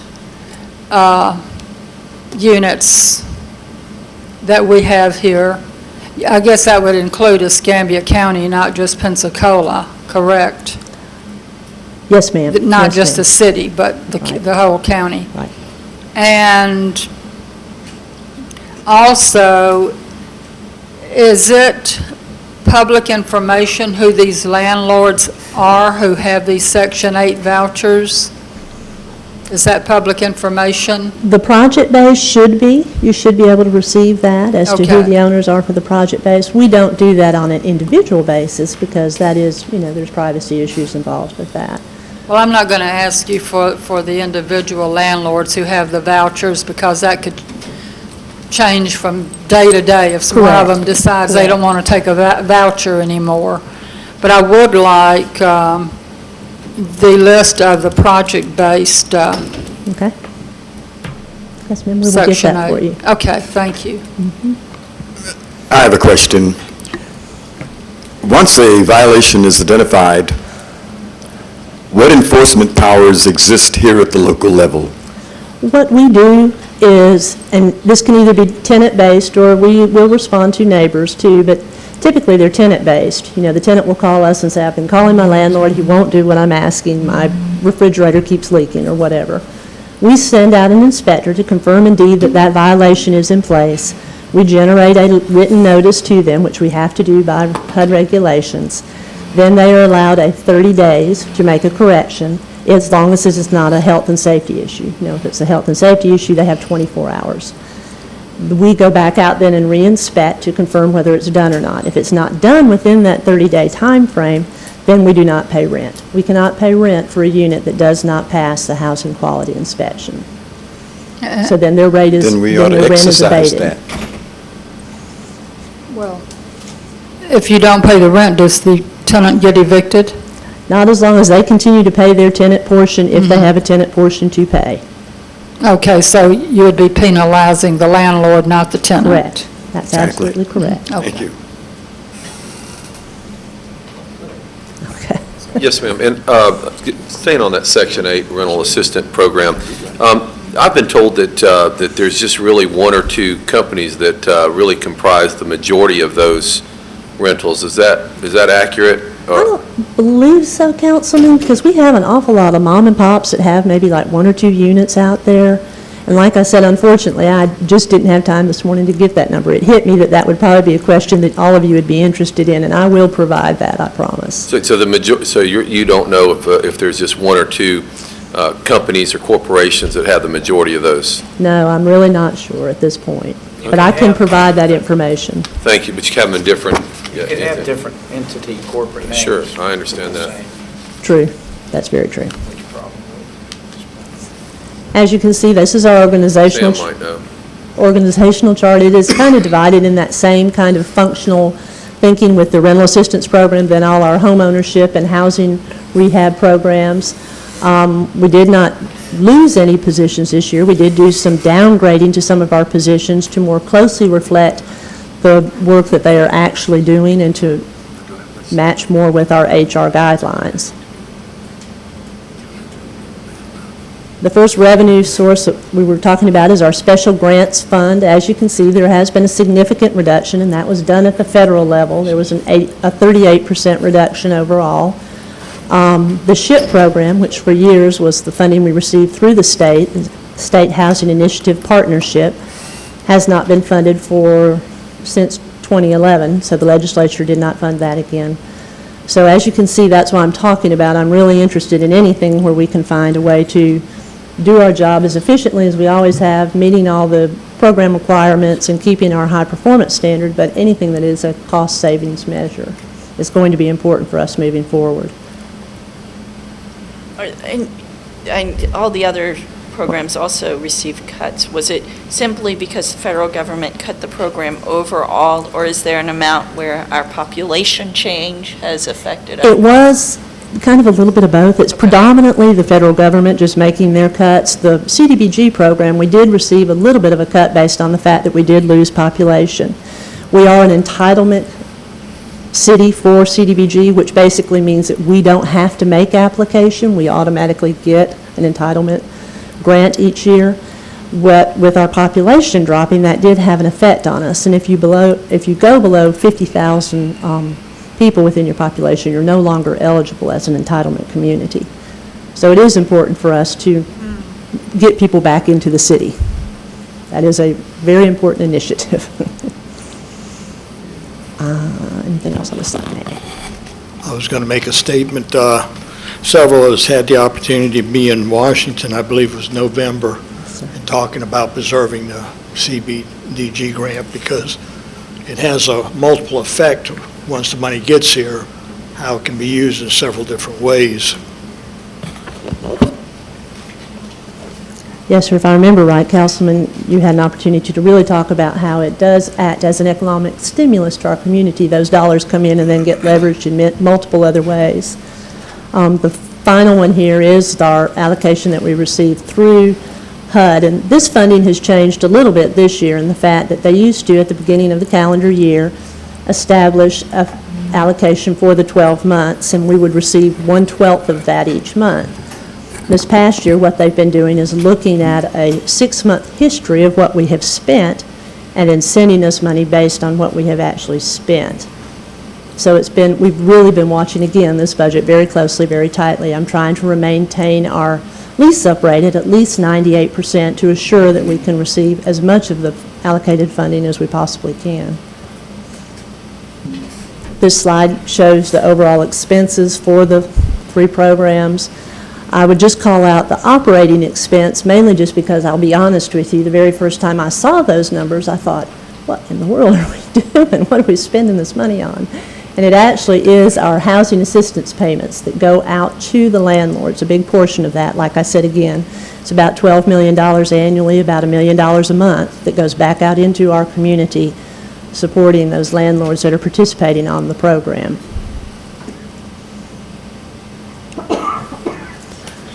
The home program, just to give you some of the highlights of that program. These, typically families are referred to us to this program through our CDBG rehab program. They come in thinking, they want to have a rehab done on their home or something like that, and when we actually go out and do the inspection, we realize that the home is in much more severe deterioration and really needs to just be torn down and rebuilt. We have a portfolio of approved plans that have gone through the neighborhoods for approval to make sure that they really do keep in consistence with the neighborhood surrounding architectural design and guidelines so that, you don't drive down the street and say, oh, I can recognize that house. We really want something that blends with the neighborhood. Again, we're able to receive this funding through the Escambia County Consortium. There is a 25% match that is required for this money, and currently that is being paid at the consortium. They're paying it with residual SHIP funds that they still have available. Marcy? So this effort, which I think is certainly commendable, to somewhat preserve what I'd say the architectural integrity of a neighborhood. Correct. The character.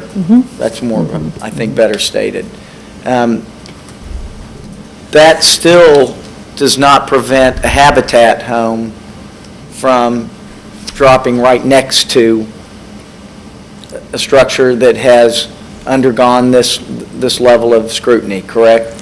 As far as I understand, Habitat does still have to present their plans to the neighborhood organizations within the city. I don't know if they do that or not, to be honest with you, but I was under the impression they were supposed to. No, I think since we're all meeting in the public, it's a perfect time to share that I am not aware of that filtering process. And so again, here we are reminded of, I think, a worthy effort to use funding sources that respect, at the same time, help create more affordable options and respect the character of a neighborhood. And we've got some other program that just can very much dilute it, the intent.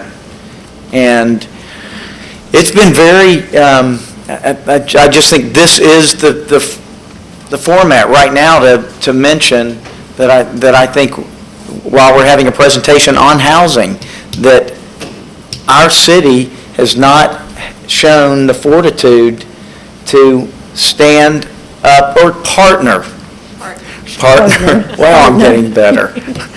Partner with Habitat for Humanity in furthering a much better solution. And with us being reminded that they are, right now, they are the #1 home builder in our area. Right. Time is of the essence, that we, I think, take some proactive steps. I would be more than glad to meet with them, share our portfolio of plans. They really are attractive, and they do well within most of our older neighborhoods. They really do blend in, the shotgun look, kind of the cottage look, and some of those things. Perhaps the president of our neighborhood associations, our council, neighborhood association. We may want to consider a policy from council if it's a permitting issue. If there are these Love it. plans out there, and council could put that policy in place, I didn't expect that question. and have the permitting process address that. I mean, within the city, that would be the way to do it.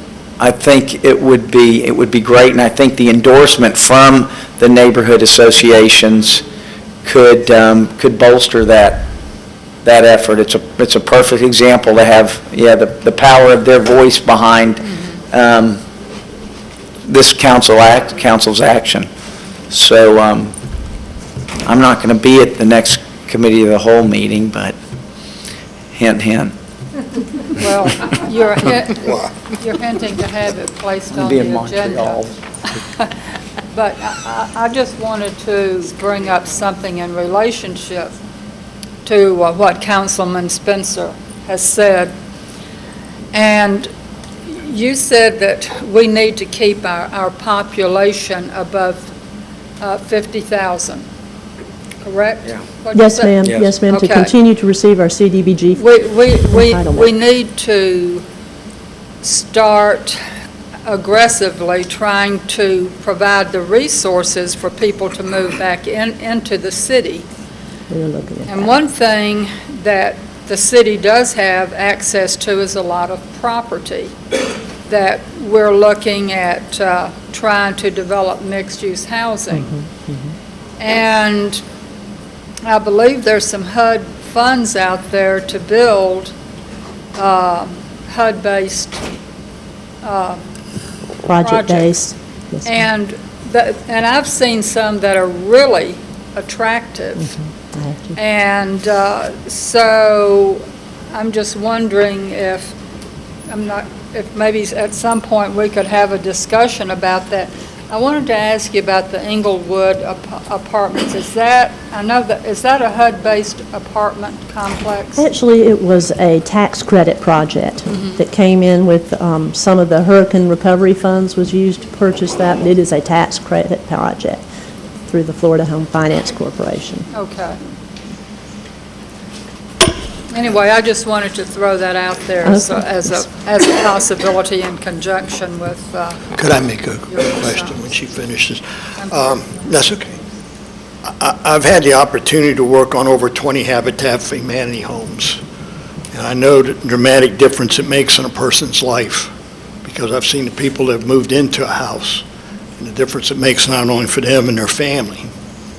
And when we're talking about changes that Councilman Spencer says, I would strongly urge us to have Habitat at the table with us, rather than us sit and make policy in isolation and then try to impose upon them. So, Yes, and Councilman, we like to have helped build those through Rotary. I've actually sat with them in meetings. I've sat with them with some ministers that have expressed their concerns in our district, District 6, the city's District 6, and have talked to people that are, very much supporters of Habitat and understand the importance of lowest price per square foot. But however, there is, again, I've set up the formal meetings, and it was every time individually met with resistance.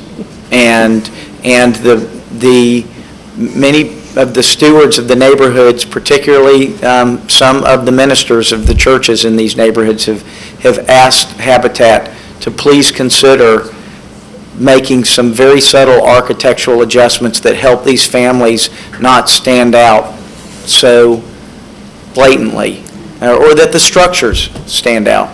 And as an individual voice, Councilman Wu, I have been unsuccessful, and that's why I'm actually very, very confident that they will listen more intently if they hear from the, for instance, this neighborhood associations as well as the council.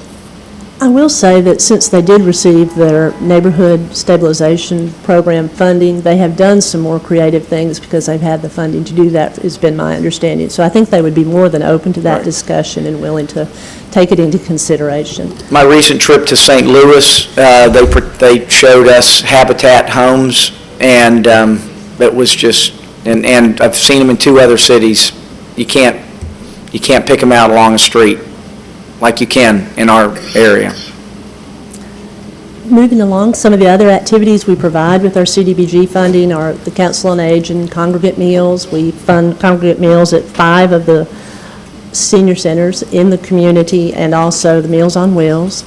One of the things under our Home Buyer Club, talking with Mr. McFall, that I was really pleased to hear, he said since the beginning of this year, he's closed 14 new homes within the city limits. And what he keeps hearing from the young people is they want to live in the city. They want to be close to downtown. They want to be experiencing kind of the renaissance that is going on, which I think is really good news for our community. Obviously, one of the major projects we've been working on for the removal of slum and blight is the former Blunt School. As you all know, they were awarded their contract for demolition last month through council. I stopped by there the other day. They have completed the asbestos abatement removal on the northern building and are beginning to work on that southern building. This parcel is part of a larger Choice Neighborhoods Planning Grant that the Area Housing Commission submitted that should be awarded at some point in the fall. I'm kind of waiting to see what happens with that grant before we move forward very aggressively with some sort of reuse for this property. It currently is zoned for single-family or duplexes or townhomes. It could support somewhere between 35 to 50 homes. But like I said, I think it would behoove us. I mean, we've been living with it now for 20 years. I don't think that a couple more months waiting to see the result of that grant would be a bad idea, just to see if, they don't come to the table with something more creative. If not, obviously, we will move forward with some sort of a reuse. Yes, sir, Councilman Townsend. Thank you. Did you mention area housing was involved in this? Yes, Area Housing is actually the entity that submitted the grant. It had to be from an Area Housing Commission, somebody that had public housing. And they tied that grant to the Addicts Court, to a revitalization of Addicts Court. When we purchased it, that's the way it was done? Is that what you're saying? Would we purchase? You're talking about the Blunt School? Right. Did the city buy that? The city did purchase this. Well, I'm trying to determine how area housing got involved. It was just, the planning grant was like a 2-mile area around their property, and it just happened to include this parcel as part of the planning grant for it. They call it a transformation plan for the neighborhood. It included a big portion of the west side, a big area of the west side.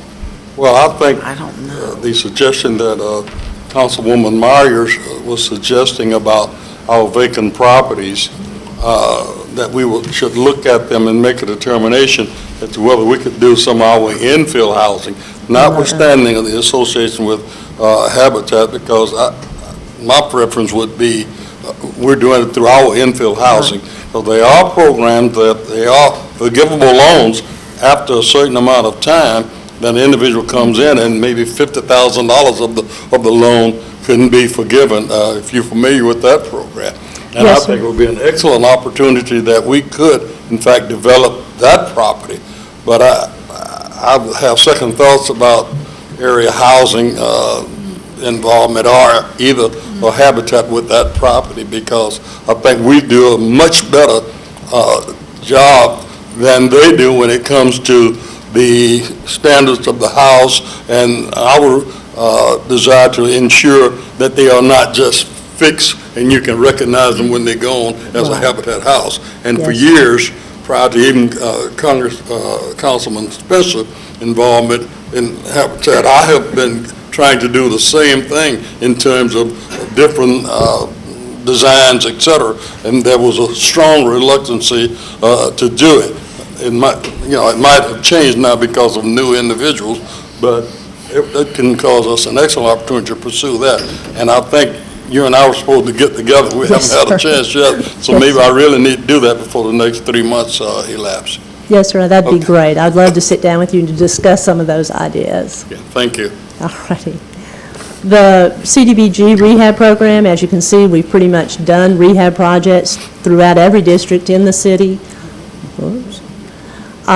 Basically the same thing. It addresses bringing older homes back up to code, addresses things like handicap accessibility, energy systems. I would like to say we were doing it for green, but quite honestly, we've been doing it for years and years more as a financial sustainability initiative as opposed to a green initiative, because ultimately we want to make these homes affordable for people to live in for a long time.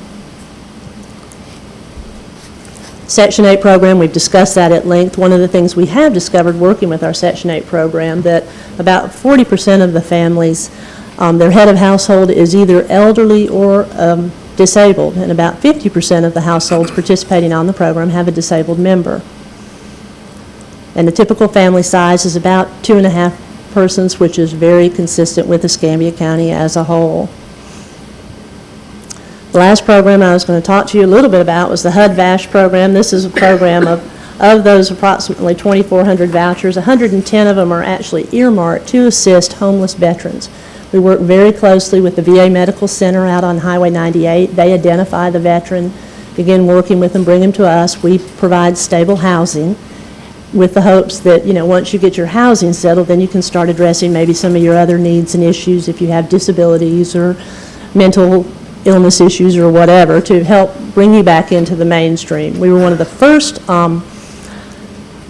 agencies along the Gulf Coast to receive vouchers in 2009, and we currently are administering 110 of those. I'm hoping to receive more in the future as they begin to allocate those to help assist our veterans. Could you explain your pictures there? Yeah, would you like to know?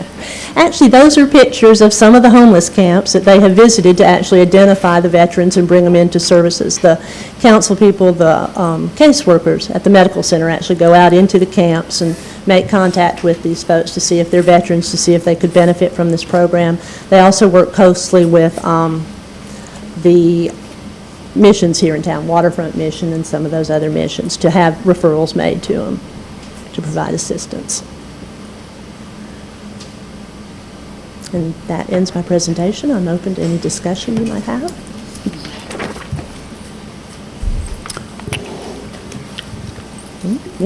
Yes, sir, Councilman. Marcy, you're new. This is, this position offers you, I think, one of the most exciting opportunities for impacting our city. Because I'm new as well, I have no idea just how aggressive and assertive the City of Pensacola's Housing Department has been in seeking every possible grant source there may be, regardless of perhaps how far-reaching it may seem. Just this weekend, I was speaking with someone that's office is in Washington, D.C., and there seems to be a recurring theme that sustainability, if any project can have a component of sustainability to it, there tends to be more grant opportunities. Perhaps right now, I'm heightened to that. But again, you're new, and I hope that you've got an opportunity to knock on some new doors if you think they haven't been knocked on. And that is our plan, to look at any and all opportunities and avenues. And I think, I don't know how we as council can look at your budget now and see if you in fact would be or are hamstrung from having the opportunity to get more exposed or to meet more often and collaborate and help develop grants. I know that writing grants takes skill, takes talent, takes time, takes money, equals money. So at this point, again, I don't know if your budget anticipated more grants or interventions, so to speak, than the previous budgets. Any comment? Like I said, we're always looking for those grant opportunities, and we do have some very talented people on staff. I'm fortunate to have inherited some really good English majors, which is a huge aid and help. Okay. I'm also looking at kind of our existing programs, like the home program. Are there other things that we can do with those dollars we're receiving that maybe is different that we haven't done in the past? I'm going to start reviewing that. I'm looking at the same thing with our CDBG dollars. Is there any way we can leverage those more, do something more creative, for a way of putting that, to be honest with you, Councilman? But yes, obviously grant opportunities, because I mean, at the end of the day, we have to function within these federal grant dollars that we receive. So anything that we can do to bring in more of those dollars is going to be better for the city and for us.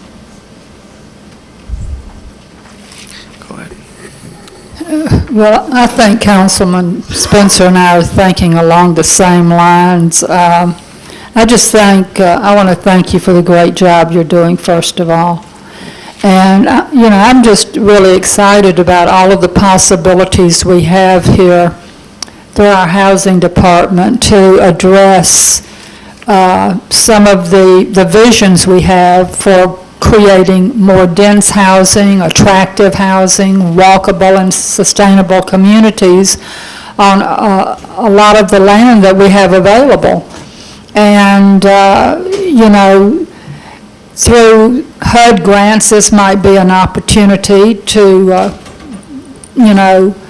have developers come in who might be willing to look at that possibility and help us create the kind of density we want and sustainability, and also grow our city. So I hope that there can be, I don't know if you've had any interaction with the Mayor's Urban Redevelopment Committee. I know a couple of the members, but I have not attended that, but I would love to attend that.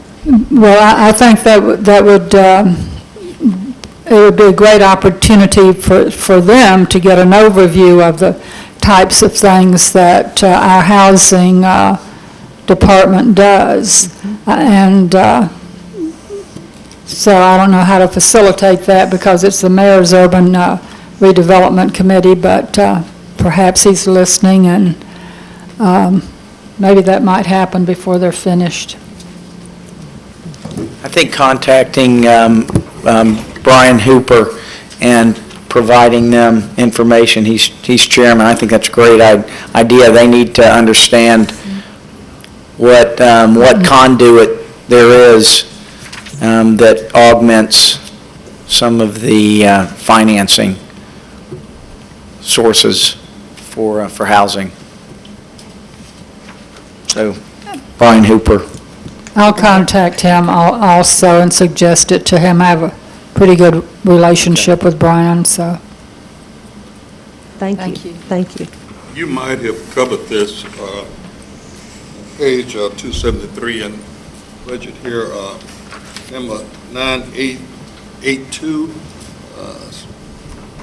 aid to private agencies of $453,000. Could you elaborate a little bit on that? I don't have that in front of I me. think one is maybe the Council on Aging that might be included in it. Oh, it is. That is, that's exactly what it That's is. not about 60, I don't believe. What?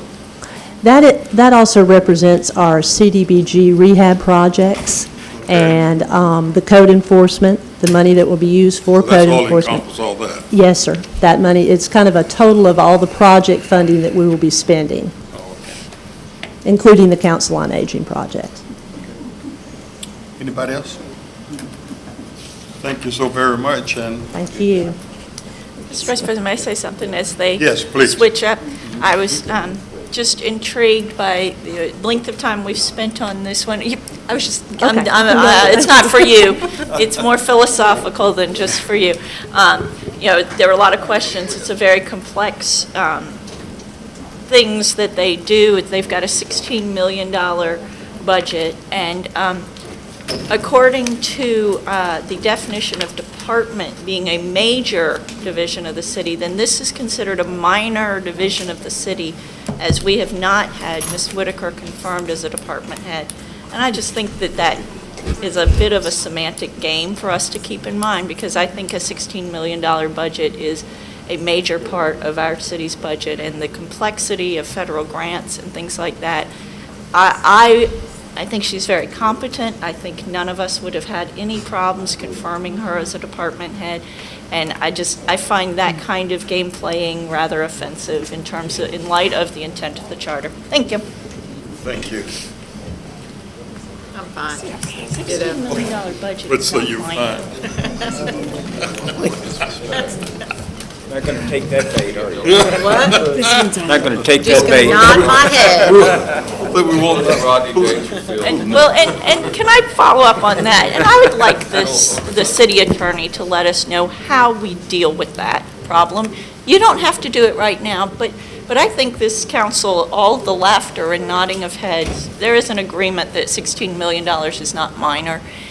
And what is our recourse as a council in terms of the definition of department and honoring the intent of the charter? At some point, I would like an answer to that. Second. Second. There's a second there. Neighborhood service. Is it neighborhood services? For some reason, there's not a commentary in the message on neighborhood services. There's golf. There's library. Am I missing it? Y'all can go ahead. Yeah. Ready? Ready? Look at it.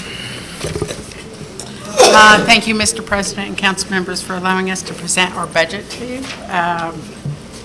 First thing we want to start off with was our organizational chart, and it's just showing you, closer? Does that work? Yeah. That works. Too good. Okay. Our organizational chart, it's just showing you our activities. We have the Office of the Director, Athletics, Recreation. We have a Maritime Park cultural events. We have the Osceola Municipal Golf Course. We have the Roger Scott Tennis Center.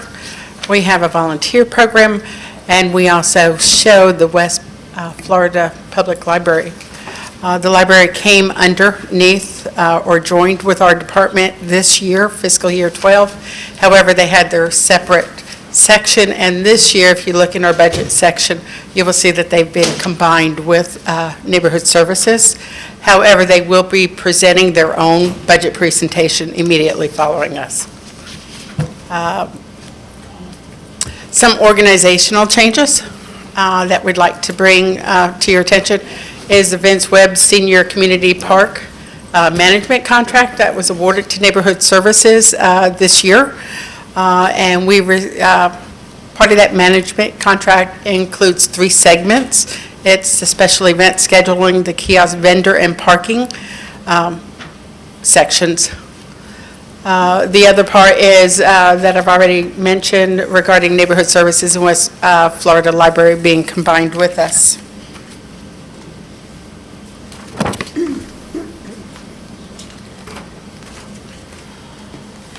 And we take.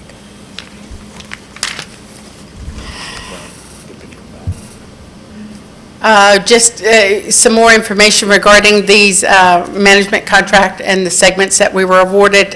We have the event scheduling. It includes the planning and coordination for the stadium, the amphitheater, the parks, and the plaza. And then we have the outside kiosk sales, which includes rentals and food service and other services that they may see would be beneficial to the park to offer to the citizens. And then we have the parking management. Excuse me real quick. On these particular items, part of that contract, we had discussed as council, or I had requested, but it became part of reporting for accounting, how much time each employee is spending on these items for the CMP. Have y'all developed a tracking program or time sheets so that the citizens can see how much time is spent by neighborhood services on those two contracts? We actually are charging out two of our people that are managing these responsibilities. One is Kim Carmody here, which I'm sorry, I had my notes to introduce and I didn't. I know. But she usually is being charged 50% to the CMPA for this contract. So you're just allocating employee direct time, Yes. half of a person or whatever? You're not saying, okay, this person spent a few hours? I mean, if... Heather is, we have, and we were going to discuss that on another one. Okay. On the second position, because she is being charged 100% as a special event coordinator. Okay. And then the rest of the people that we are using to fulfill this are EPS. I mean, whether we have a technical stage person for when we have the Blast from the Past concerts. But you're not tracking all these expenses? That's my main concern. They are. That the citizens they can are. see, this event cost this much, and this is what was charged back to the CMP or to the special event, or, because otherwise, it's the hour here and the half hour there, and these supplies, go get a few out of the closet. That all adds up, and that's what I'm concerned about, is that, you know, we have other parks to take care of and other community centers and other focus that is being taken away from to run these events. So I just want to know what method of accounting or how we're tracking that. We've actually, when they discussed bidding on this and taking the bid, Councilwoman DeWeese, we've set up a totally separate fund in order to account for these expenditures. And it's also accountability to the CMPA for the charges that we have. So the detailed charges are not part of the general fund where most of the other park activities are. Okay. It's a totally separate fund, a new fund that we had set up this year.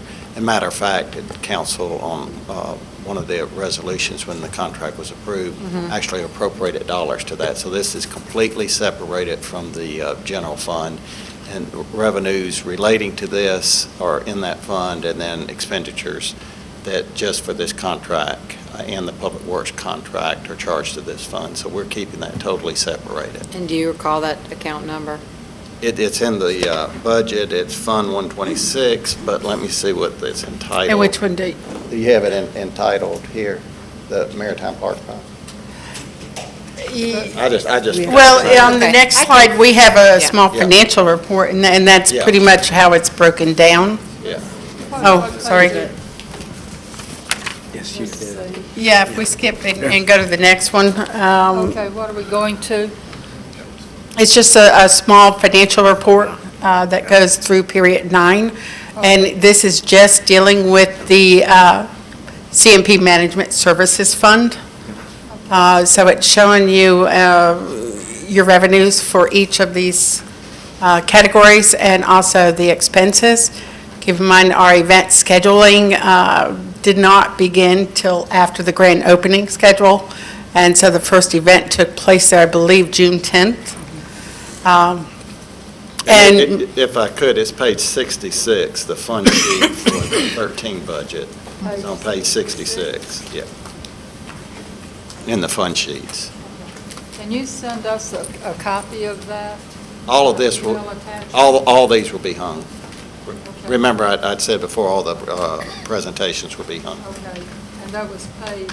Page 66 is the fund sheet that I'd mentioned to Councilwoman DeWeese, said it's a totally separate fund, and it shows the proposed 13 budget and then the projected 14 budget.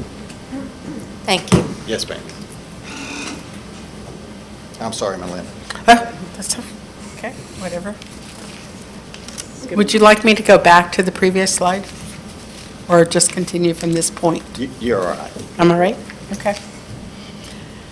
Okay, sorry. We moved. Okay. Some of the management activities and the functions that fall within that. function, which is accounted for in that way. Those special events will cover rentals, concerts, community events, and all those will be found in the CMP Management Services Fund. Then we have the vendor and kiosk. This is going to be structured in a 3-year tiered program, and a request for proposal is being developed, and we're hoping to have that out and available to the public in August. And for the first year, we are only looking for RFP for cart vendors. And this activity is also found in the CMP Management Services Fund. Yes. Councilman. I guess this is the time to bring it up, but, you know, I was involved, I've now resigned from the CMPA, and was involved with operations and audit as well. Definitely, there were representations that we would have public input in the development of the vendor program, and it didn't happen. Am I right? That is correct. And you're saying we're having a rollout next month? It's an RFP, but we are going to make the manual, which has been created, at the Audit Review Committee. That is the guidelines for just the push cart program itself. That we've gone with the push cart program because that will take off, and other cities it's been extremely successful. It's inexpensive, so that your first-time businessman can actually get on board initially. And we've also tiered the fees so that there's a season fee and then there's an off-season fee if they choose to go ahead and be in the October, November, December timeframe that might be considered an off-season for their product. Mm-hmm. So the manual is going to be presented at the next operations? That is what we're working on with Ed, yes. Okay. I think it would be a good PR and, I don't know what other word to use, but more community and citizen-friendly, in the business community, if they didn't just see something it's sort of like, if the manual's already printed, then there is very much the impression that it's not malleable. And as an architect, I can say I've learned the hard way, but it was very, very valuable, that my client interaction has always been more positive when those clients were invited to be part of the design process before they saw hard-line drawings. And I agree, and we definitely want the input of the community. I mean, we've had input, but not in a formal setting. It's been very informal, just talking to people and going to some EBO meetings, but definitely more input is welcome. Okay.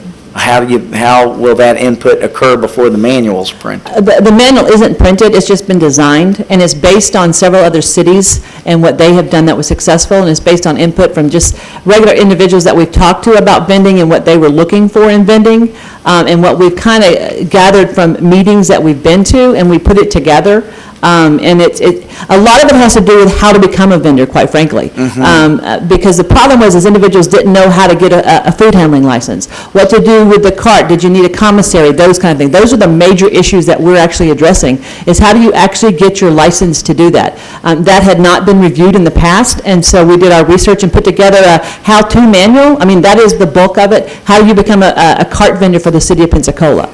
And then we went with the guidelines of this is the sizes that we want. We're starting small and then we'll grow big, because we are targeting the small businessman. We don't want to make it so expensive that they can't afford to be part of the program itself. And we had to take all of that in considerations, because your carts and your vending, a cart could be $1,000 up to $20,000. No, yeah. So we were starting at a very small scale, and then we'll grow as the need arises. But that was kind of what we were doing. Part of it's an educational process. This is what you need to do to become a vendor. I mean, that takes up the majority of the actual manual itself. So it's nothing, I mean, we definitely want input. I love input, this would be great. And that's why we'll bring it to the Audit Review Committee. And we had a little how-to little trifold that went out, and that was received very well as well. Because a lot of them, they're part of our special event program, the vendors, they had to go through the same type of licensing that a full-time vendor would have to go through. Okay. Thanks.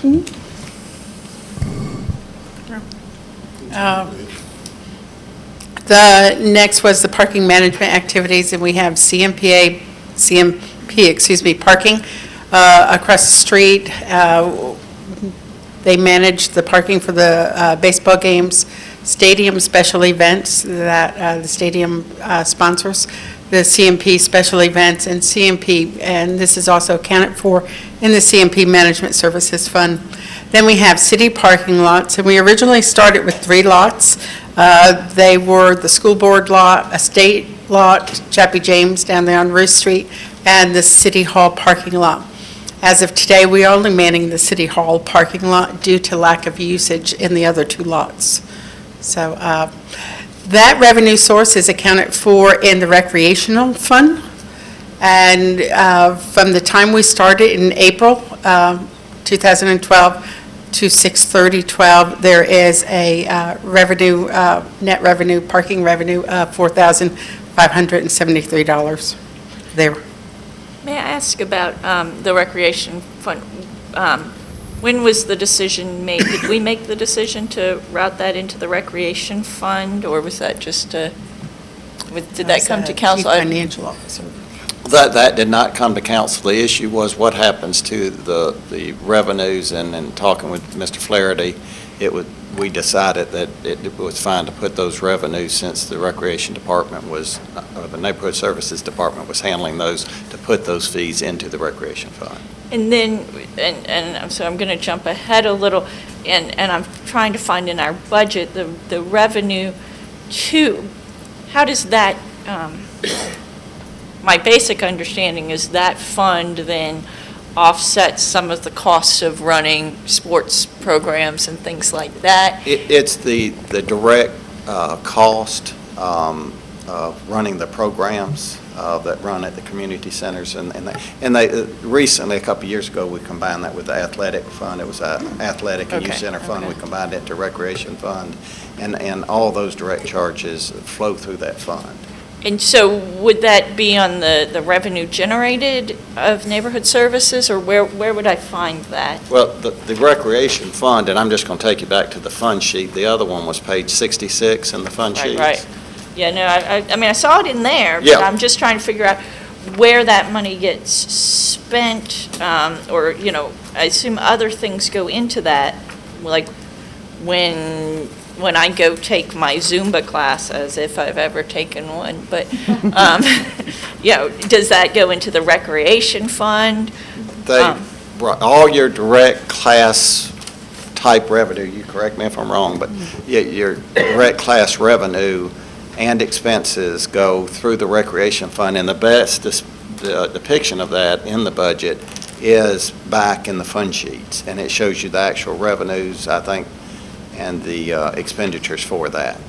That fund usually zeroes out. There may be some fund balance pulled down for capital or non-capitalized assets that we have there. It should be around 64, if I'm not mistaken. I'd have to flip back. Yeah, it there is. and It's see. page 63 and 64. Right. Well, so then when we put money, when we take parking money and we put it in there, is then the intent to lower fees for Zumba, or is it for some? It would probably be used like the other overage, underages are for non-capitalized assets if they need something that's under $5,000, or some fixed assets, something that they're buying out of that for the programs. Okay. Because there's a running balance, in that fund. It doesn't, of course, break even, and so it goes into those programs. Okay. Well, one thing that crossed my mind as I was reviewing the budget is I know that the other parking that other organizations have down for the Maritime Park events, much of their money goes to local nonprofits, and I know that we have had extensive, fun discussions about outside agency funding in the past and whether to fund human service areas. And I just thought that, if it might be something worth considering by this council if we would like to use some of those dollars from that parking to pay if we're interested in funding some money to human services. That might be a way to balance the budget while meeting our goals. The option would be to put that in the general fund, but Mr. Flaherty asked, and it's such a minimal revenue, we went ahead and put it in the recreation fund. Yeah, and there's merit, but I just was throwing that out as when we get into our outside agency funding, that could be something to consider. Well, since Dr. Pratt has brought up an idea of moving it out to be utilized elsewhere, do we have the ability of taking it out at this time? Because tomorrow we're going to have that discussion on outside agency funding, et cetera. Do we have the ability to take it out of that fund and use it as she has suggested? Well, certainly, I think it might be best to go through the agency funding. It's not going anywhere, and, it's like I did a presentation, I think it was last week, to the CMPA Audit and Ops Committee on the budget, my thoughts on their budget, not the city budget. And, they are a new entity. Is that money going to be there? We don't know because it's offset by expenses. So, while right now it's there through 6/30 with the other expenses and that type of thing that are going to be there, is it going to be there? We could budget it, but then if you earmark it directly for ABC, nonprofit, and then if it doesn't come in, do you say, well, then you don't get it? So it may be better to look at it as a more global issue. Do you want to give ABC nonprofits some money and then just look at putting that in the budget, not necessarily earmarking to certain revenues? Because then if the revenues fall, does that mean that organization who's probably already planned their budget gets cut? And that's why we've historically not tied it directly to a revenue, but gave them an appropriation, and how revenues fail is how they fail. And I guess I was bringing that up because last year I remember going through the budget process and there was criticism out there that the council was trying to change things in the budget, but we have to present a balanced budget. And so in my mind, I was thinking, well, if we went and upped a number somewhere, this is somewhere we could down a number, which may or may not be the ultimate source of that money, but it was just a way to consider. And I'm not advocating any particular amount, but just as we go forward, there might be some ability to balance the budget if we make any small changes with that money. Okay, thank you.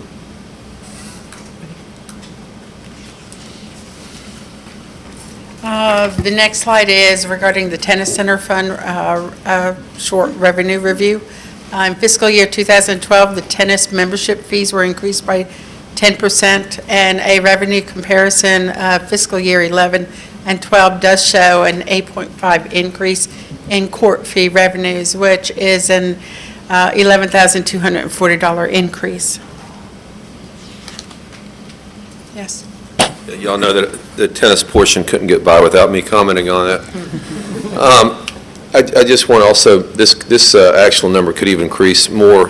I think that the club in Gulf Breeze is in trouble. I think that recently some folks got involved with that club before foreclosure, and I understand that their due diligence period is about over, and that could not continue on, that being the club, and those folks are going to have to go somewhere. So I hope that we're in a position to welcome those folks at Roger Scott and make sure they're welcome. Thank you. Thank you. The next slide is also reviewing revenue, but it's reviewing the Municipal Golf Course Fund. In fiscal year 2012, the budget established 2 new fees, which will offset the capital improvement cost. There were 2 surcharges. One was for member, it was $1, and another is non-member, which is $2. And as of June 30th, 2012, period 9, this Total in this account is $30,636.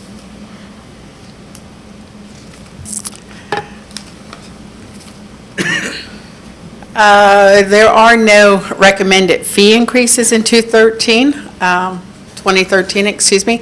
However, in the Recreation Fund, where the Community Resource Center rentals are accounted for, there was a fee structure change, and that was to the Sanders Beach Corinne Jones Community Resource Center, and that was the rental of the ballroom.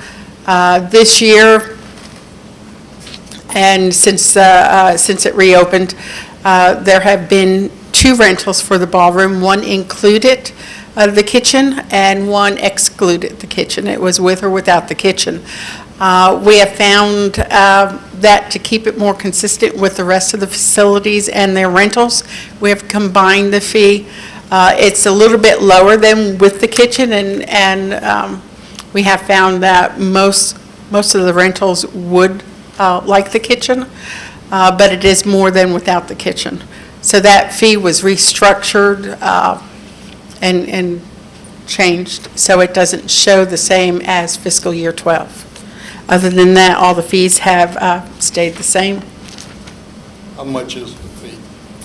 The fee is $215 per hour. $215 per hour? $215 per hour. That's with or without? Yes, it's all-inclusive at this time. Okay. You don't have to pick and choose. Oh, okay. I want to make that clear. Thank you. May I just ask, since we're on the fees, I did have a couple other questions about it. I see on the swim teams at Roger Scott, there's member and non-member, city resident, non-city resident. I didn't know we had memberships for Roger Scott. Yes. Yeah. Yeah, when Roger Scott reopened after the renovation, you can actually buy a membership fee. Okay. And that's that fee. Okay, and I just didn't even see membership listed as something you could buy there. I mean, oh, wait, no, there it is. Okay, I got lost on that. And then I also noticed, just in going through, that in the athletic programs, there were a lot of changes from last year. Was that just that someone finally went through and said, no, we're not doing this, we are doing that? It's just a clean. There were some programs that weren't actually happening, and they were just on the books, and so the athletic division went through and kind of cleaned up those. Okay, that was very nice to clean that up. Thank you. The only other thing to mention about the fee schedule is that none of the CMP rentals, the scheduled events, or anything doing with the CMP contract has been incorporated into that fee schedule. Mr. Spencer. Thanks. Is this the appropriate time to ask about the concessions at the Roger Scott Tennis Center? Yes. I mean, there's no better time. That's right. Okay, how's that? When I was there for one of my USTA matches, I happened to be there on, it was a Tuesday, or, it was a weekday evening, and it was while Mr. Flaherty was still with the city. That gentleman that also has a canvas operation, right? Right. He was in the midst of an earnest attempt to put together, using very much his own resources, somewhat of an outdoor, I mean, we could sit at a bar area. He was trying to put some cooking equipment in. But the bottom line is, I'm just going to cut to the chase here.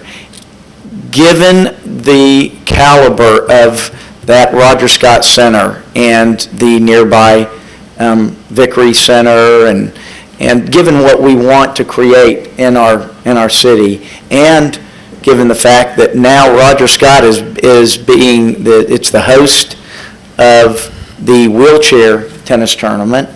It is the host of what is becoming a better attended national event with juniors.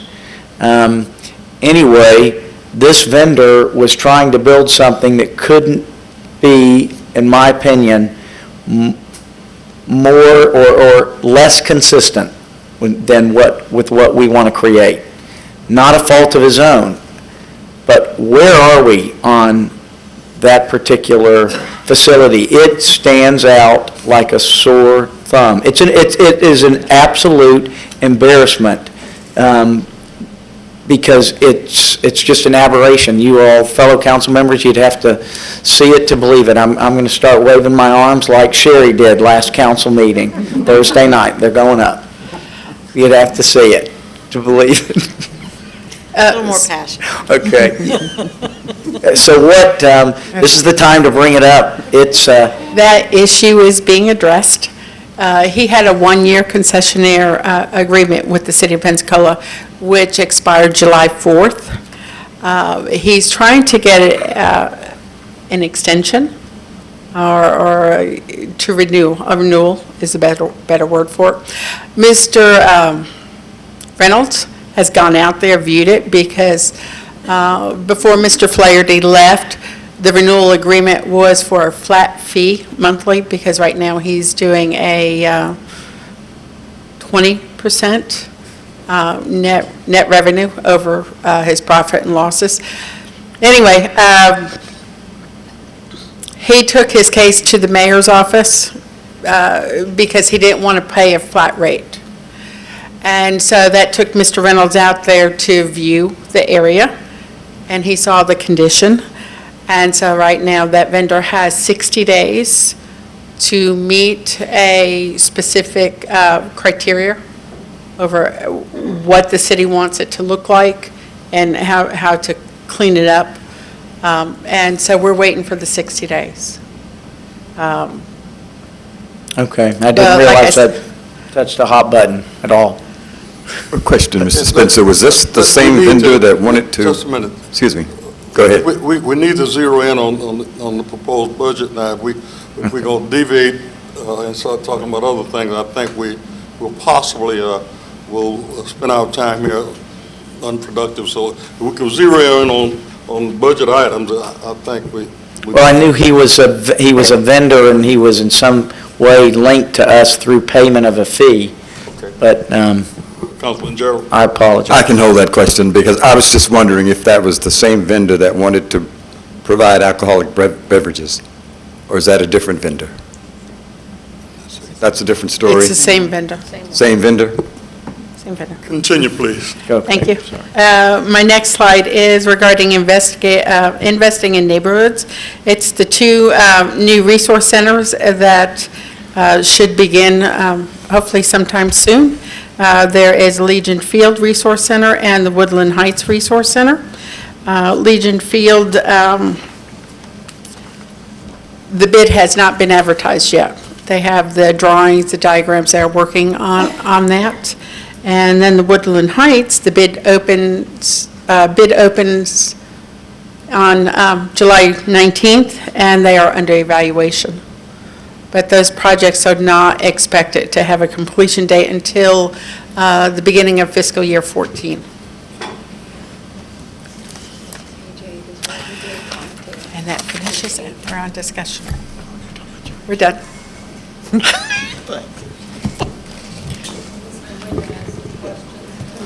No. Just a minute. Talk in the mic. Councilwoman Myers, I'm not going to tell you that anymore. Please talk in the mic. Maybe you just have to hang it around my neck. I have such a big mouth, I don't know why I need it. Can't hear you. You got the floor. Oh, okay. First of all, I was out of the room when you started your presentation, so I didn't get your name. I know who this lady is, but I don't know you. Oh, sorry, I did not introduce myself. Can you speak a little louder in the mic? Sure. My name is Melinda Miola. I'm your Budget and Finance Manager at Neighborhood Services. How do you spell your last name? M-E-O-L-A. M-E-O-L-A? L-A. Well, it's nice to meet you. Oh. And so where do you fall on the neighborhood services chart? I would be in the Office of the Director. Let me see, Office of the Director. And I am your Administrative Officer 3 underneath that category in that activity. Okay. It's a pretty elaborate scheme is. here we have. Okay, maybe you can answer some of these questions then. Under neighborhood enhancements, what does that mean? Neighborhood Enhancement is a split program. It is actually the chief of neighborhoods, who is Miss Helen Gibson, and her personal services are charged out of the mayor's office. She reports to the mayor. However, her program is tied with us, so her operating budget for neighborhood enhancements, I believe it was formerly NET, is included in our budget, and that program falls within that category. All right, I was just wondering, what is a neighborhood enhancement? What would that be like? Yes, Ms. Gibson is here. I would like, she can. Playground equipment, or If I may. okay, so capital projects would fall under what? Public Works, or? Anyway, go ahead and, because I don't know what it means. Councilwoman Meyer and council. Basically, the neighborhood enhancements involves most of the neighborhood-related activities that I am responsible for implementing, including the Neighborhood Leadership Academy, any notices and any assistance to the neighborhood associations in terms of capacity building, in terms of public notices, in terms of meeting notices. All of those things will fall under neighborhood enhancement. Okay. Neighborhood design guidelines, all those things, some of the things, it kind of bleeds across some of the areas that the other departments have been talking about, such as some of the planning efforts that we have done some, as you're aware, streetscape projects. So it kind of bleeds. Okay. What about Office of the Director, $711,000? Does that include everything on the flow chart here? Yes, it does. Okay, so the 711 is that. Now, Pensacola Community Initiative Program, I noticed that there's only $24,900 in that. Is that the PIC grant? Yes, it is. And that's also something that Ms. Chalk monitors and manages. Okay, I'm just wondering if we can find more money in the budget for that. And I'm thinking of maybe reducing, I'm going to bring this up to council later tomorrow, reducing what we give to Pensacola Arts, I think it is. We've increased their budget by about $45,000. And I'm wondering if we can maybe, so that the budget balances, that's one source we could take it from. But 24.9 is not going to go very far in terms of, in my opinion. I'll let you answer that. Councilwoman, the 24.9, well, let me just say that the PCIP funding has two sources. The general fund, which has for many years been 24.9, and it is also supplemented by the Penny for Progress money, which $25,000 is typically appropriated out of that fund. And let me say that the confusion maybe is the programs, and there, Ms. Gibson is talking about specifically the amount that is given, which is for the first time only the amount that is in that program. Her salary and other operating expenses and those type of things that used to be included in the 37, the 46, and the 44 are allocations of time and salary and that type of thing, which Ms. Gibson's salary is totally in the mayor's office now. So this is simply, the 24.9 is not necessarily a reduction. It is the same amount, as she just said, that we've had for the last several years for the program. So the actual participant amount is not changing. The other amounts were allocations of individuals' time and that type of thing that was previously charged in the neighborhood services budget, but now it's being charged in the mayor's office. So only the direct amount is being shown now. Okay, so how much is going to be in the PIC funds? It's 24.9, just like it had. Plus the penny for progress money. And how much is that? About 25,000, I believe Ms. Gibson said. 25,000? Yes. So we're looking at around $51,000. Around 50. Just off the And top. historically, that's what it's been. For those improvements that could be made through Penny for Progress that were eligible for that money, Yeah. we charge those there. And the others come directly from the general fund, and this is where it's budgeted. And I understand it looks like it's less, but it's really the salary and expense allocation that's no longer there, and it's being charged directly to the mayor's office. Okay, so all of this that I'm looking at on page 233 is in the mayor's office? No, ma'am, no. Okay. Simplicity, simple to put it, if you look at the 44.7 in FY12 Mm-hmm.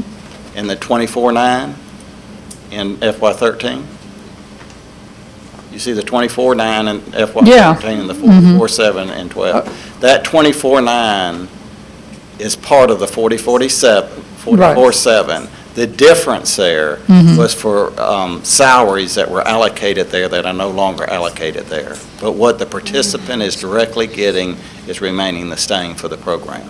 Okay, now what about the next item, programs, classes, and activities? Well, I'll let Melinda answer that.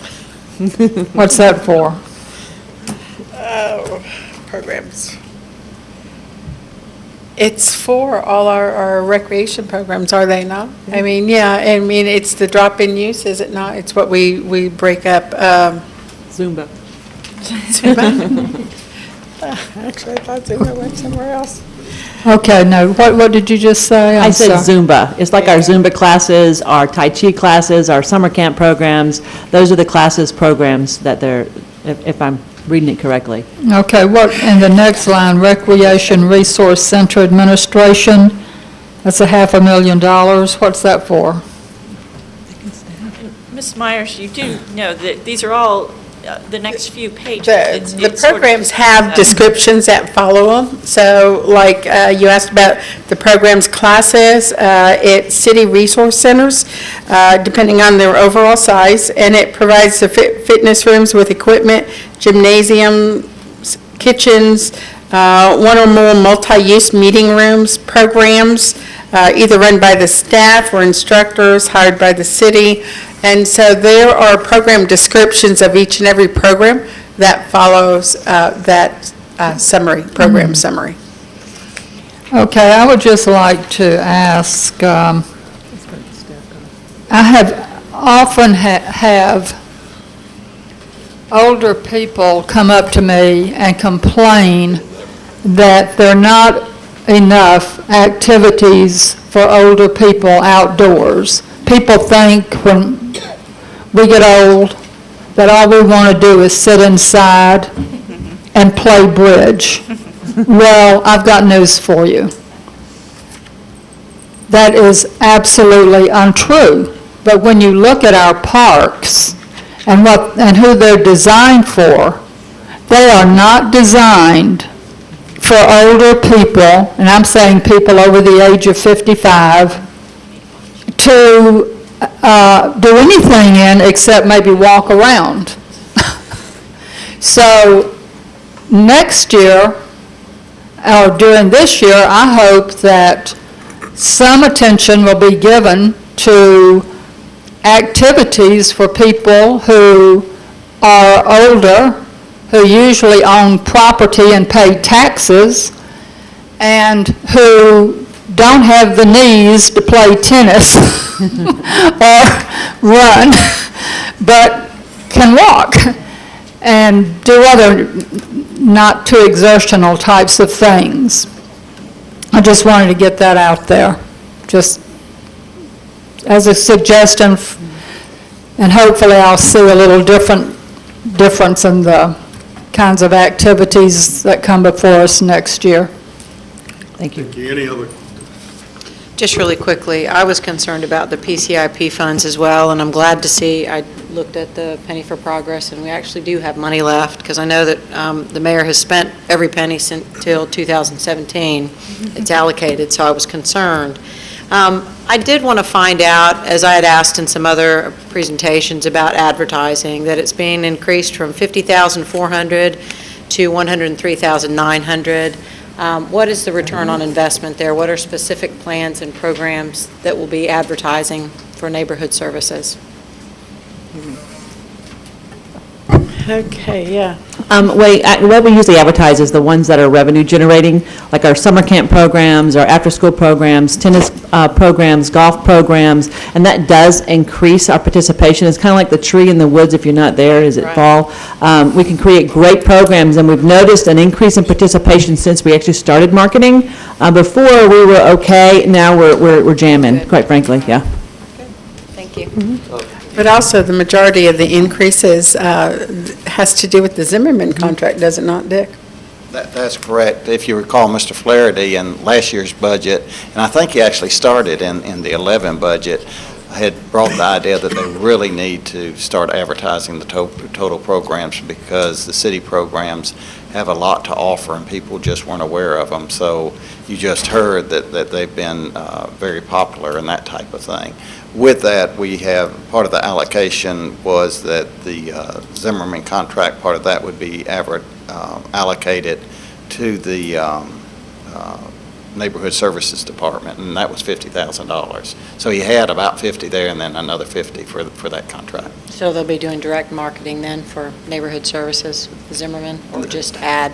That would be, yeah, that would be their allocated portion of what it is. I guess they could be doing some direct, but it would be related to the Neighborhood Services Department.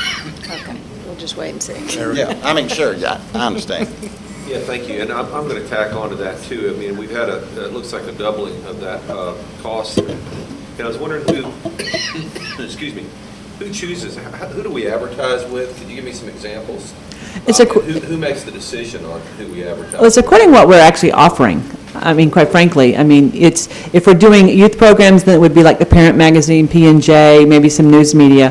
But if it's athletics, then we actually kind of target the media that actually fits that market. Now, if we're doing like a special event, like an Easter egg hunt or Halloween, everybody gets a piece of it, quite frankly. That goes to every type of media that we can possibly find. We don't necessarily pay for a lot of our print media. A lot of it is it's free advertisement, press releases. We also get quite a few sponsors that come aboard. A lot of the marketing money goes toward not necessarily promotional items, but you see the flags that we put out, those kind of things. It kind of brands us. Last year, we bought a bus wrap to go on our bus to advertise that, you know, this is a recreation bus. It was a big white bus. Now it's a Play Pensacola bus. Those kind of things, kind of branding ourselves as a recreation facility. Yeah, the only time, I was trying to remember where I've actually seen advertising for Parks and Rec, and I remember I saw it in the Weekly Inquirer. I mean, in the Weekly.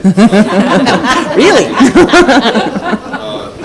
Is that weekly? We've been in there, and then It seems like we're all in there often, like full pages ads. we actually, a lot of our CMPA stuff, which is a separate budget, we actually go through in Weekly, but Weekly is one of our sponsors. So we've been able to, they help us a lot with that. But a lot of the advertisement is a lot of like, unfortunately, we're grassroots. If we're doing a children's programs, we print 50,000 flyers and send them to the school system. We put stuff in the ESP, we put banners up, and those things do have a direct cost that sponsors are not going to pay So for. the Weekly Star, I mean, the In Weekly. Yeah, okay, they're one of our sponsors. Okay, thank you. Councilman Pratt.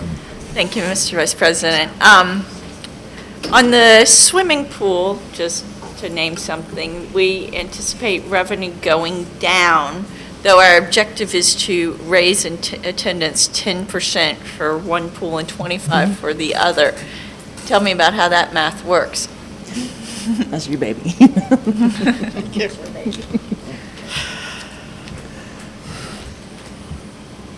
Let me look at the numbers, sorry.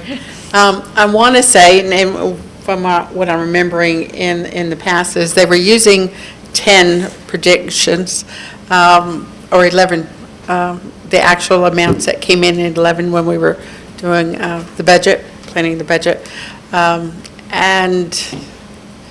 I remember right, I want to say that they thought that 12 was a little bit too high, so they reduced it, So, the projection, okay. the budget.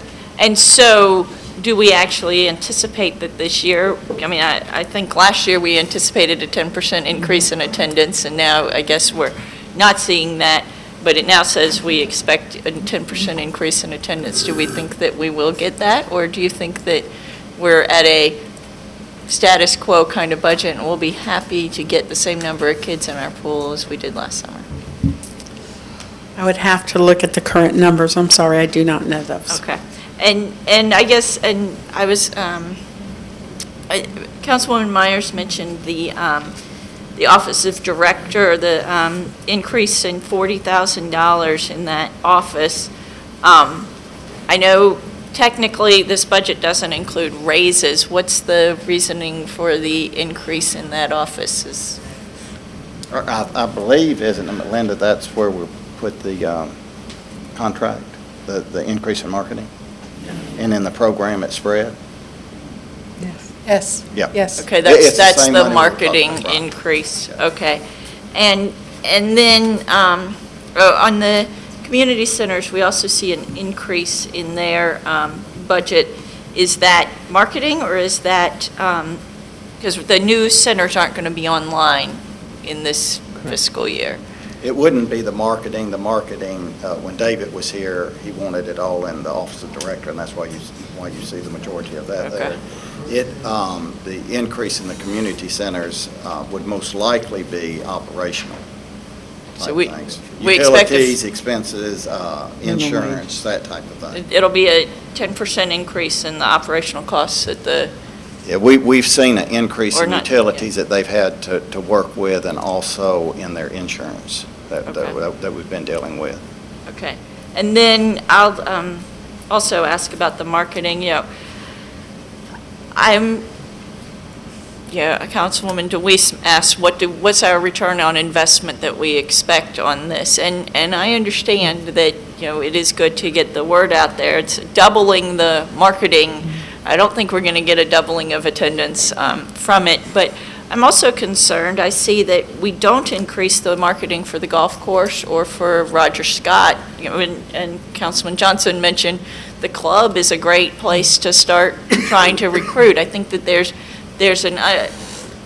is a potential growth in both of those areas, and it's not reflected in advertising dollars for those programs. And I didn't know, is the marketing that you plan to do through the general fund also for those programs? When Mr. Flaherty developed the program, that's what he wanted, and that's why he wanted in the Office of Director, because he said they were over-encompassing all of the areas.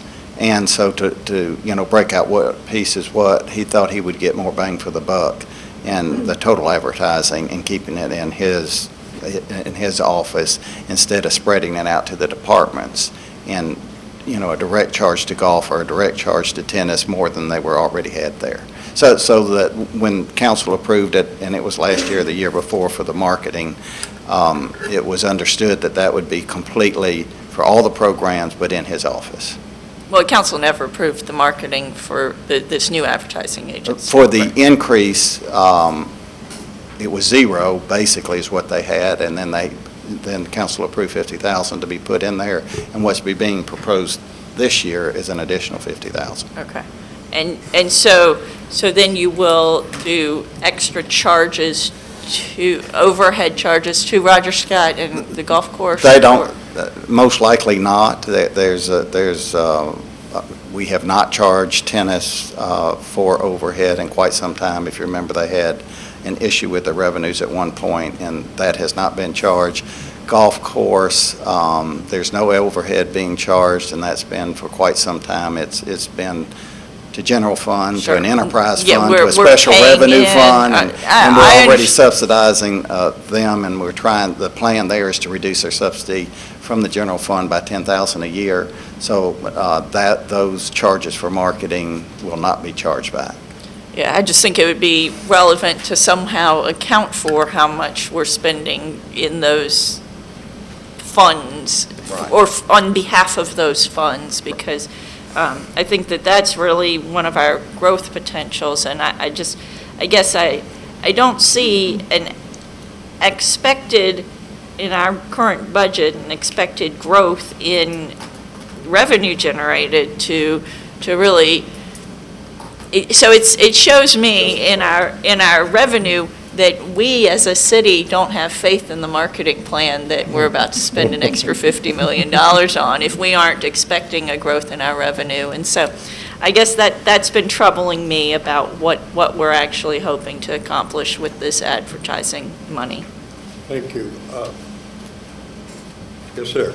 Yeah, my name is Walter Wallace. I'm with the Woodland Heights Neighborhood Association, also a member. See now, two issues I want about. Councilman Bryan, Spencer, I don't know where you've been, but there have been no citizen input in policy and procedure in the city in a little while, so I don't know where you've been. So don't expect nothing to start happening anytime soon. But I want to address the parking fee from the Maritime Park. I think that some of that fee could go to the Park and Recreation Scholarship Fund they have set up for city, our kids that parents cannot afford them to participate in some of the programs that are run at these resource centers. So I think the council should look at putting some of that money into that scholarship fund that the Park and Recreation run. Also, I'd like to address one issue with the neighborhood department is that I learned, especially from the Florida Neighborhood Conference, and I know as an individual, the president of Woodland Heights and some other nonprofit, we have a tough time trying to get permits and trying to hold an event for the public in the city. It's a nightmare. The policy and procedure need to be changed. I noticed when I was in the conference, they brought that up. Some cities are streamlining so citizens can put on events, neighborhood events, community events, without the extra cost. It almost would kill my neighborhood association to try to put on a neighborhood event because the permit, the liabilities, and all this stuff you got to have that's blocking. I think the neighborhood department needs to sit down with the neighborhood association and nonprofit and see whether are the things that stopping them from having an event, and one of them is the procedure. So we need to look at streamlining where a nonprofit and the neighborhood association can have events on city property without the extravagant expenditures and manpower that it takes to get a permit. Thank you. Okay, thank you. You heard those comments, thinking would y'all take those back of any kind of flexibility y'all can have to respond to some of the changes that were suggested, discuss with the mayor. We will come back for our final deal. Then if you have an opportunity, you say you can, and if you can't, then you point out also, please. Okay, we're running behind schedule. Yes, ma'am. Just very quickly, I'm Laura McKnight with the Council of Neighborhood Presidents, and we were all down this afternoon because we were concerned about the PCIP grants. That was one of our top 3 priorities. We'll be back tomorrow afternoon to talk with y'all again, but just wanted to thank you guys. Well, thank you so much for being here. We really want to include the neighborhood groups in this conversation. Ms. Mack? 3 quick questions for Mr. Barker or the staff from Parks and Recreation. I would like to make reference to page 232 in the budget, and the question is under revenue generated where it shows, park rentals, why is there not a line item showing facility rentals as in community center rentals? I would like to know how much we're generating in revenue from community center room rentals, and that is not shown as an item under revenue generated. We have that broken down. It's not broken down in the budget, but I believe that we do have a line item for the rentals themselves in the fund, so we can get you that information. Well, I would like an explanation why it's not here. You've got swimming fees, park rentals, Why isn't it here? There's no reason it should not be here, ladies and gentlemen. Well, that is in the Recreation Fund, which is a separate fund, and this is dealing, this part of the budget and the programs that they're dealing with do not specifically outline that detail in here. Now, you know, we could, but like I say, I can get you that information so that you can see that. Okay, I'd appreciate it, but I think council would like to know how much revenue is being generated from facility and room rentals too, but I will look forward to that information. We can get that information. Okay. Get that, please. Yes, sir, All we right, can get that. thank you. Actually, just another question. The other one was too minute to bother with. In the budget message, speaking about golf course vendors, there is the following statement. Increase in operating expenses is mainly attributed to an increase in other contractual services. Vendor rates have increased. I wanted to point this out because we all know that, particularly in Public Works, and I will be addressing that in Public Works tomorrow, that we're doing an awful lot of outsourcing.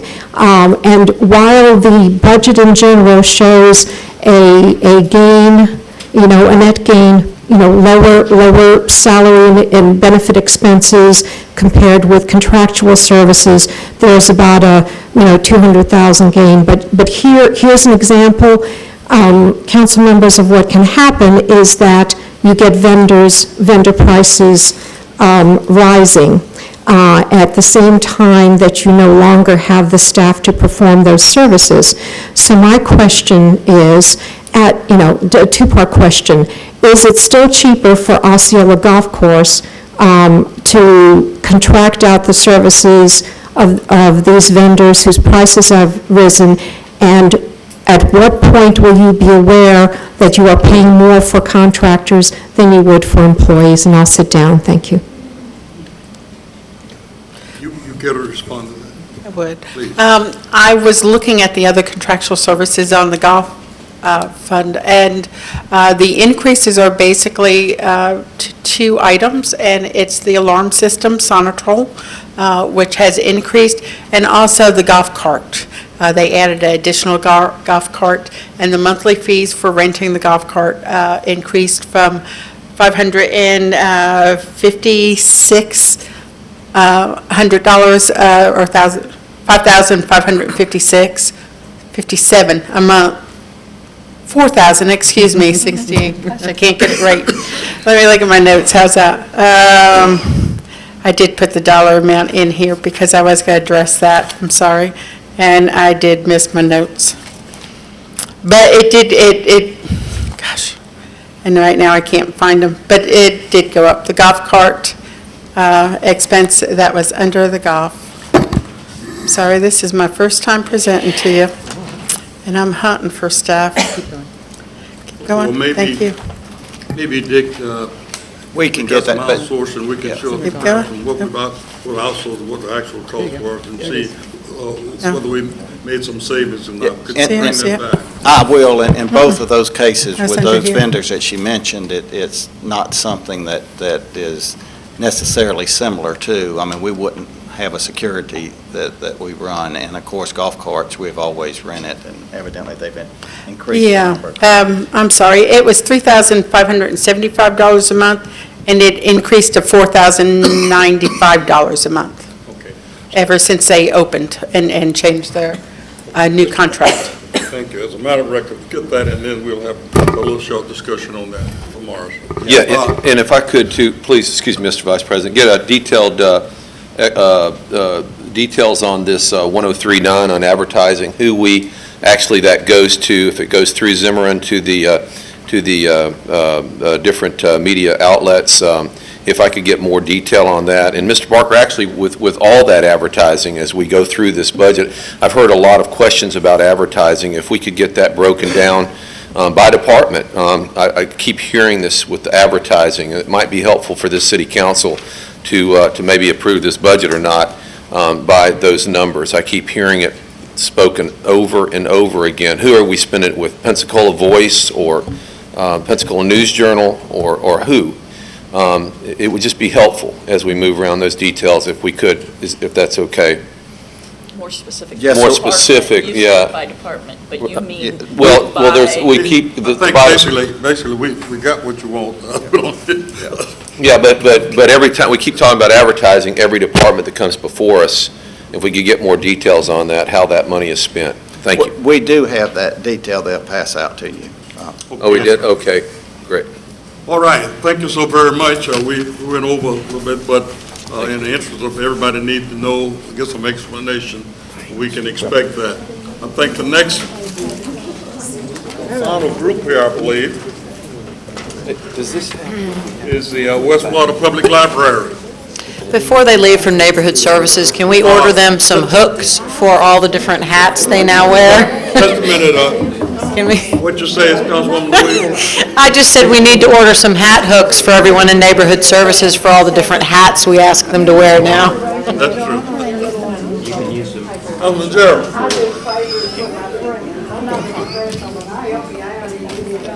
I have one, thank you.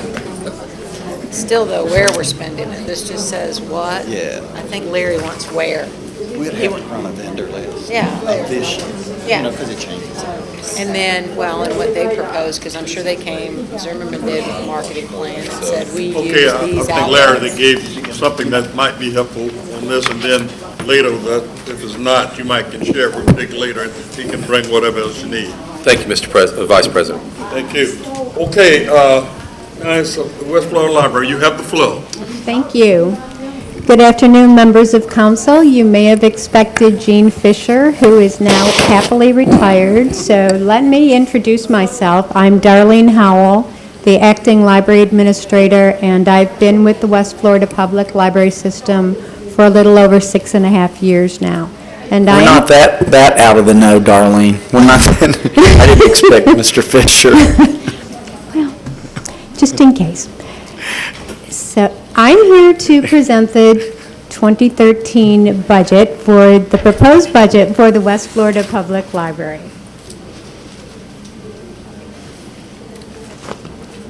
On the first slide, you'll see the library's organizational chart, and we currently have 36 full-time employees staffing the library's headquarters, or the Pensacola Public Library, which houses the circulation department, our IT staff, children's services, technical services, which processes books for the entire library system, the reference department, and we also oversee the bookmobile and the talking books department.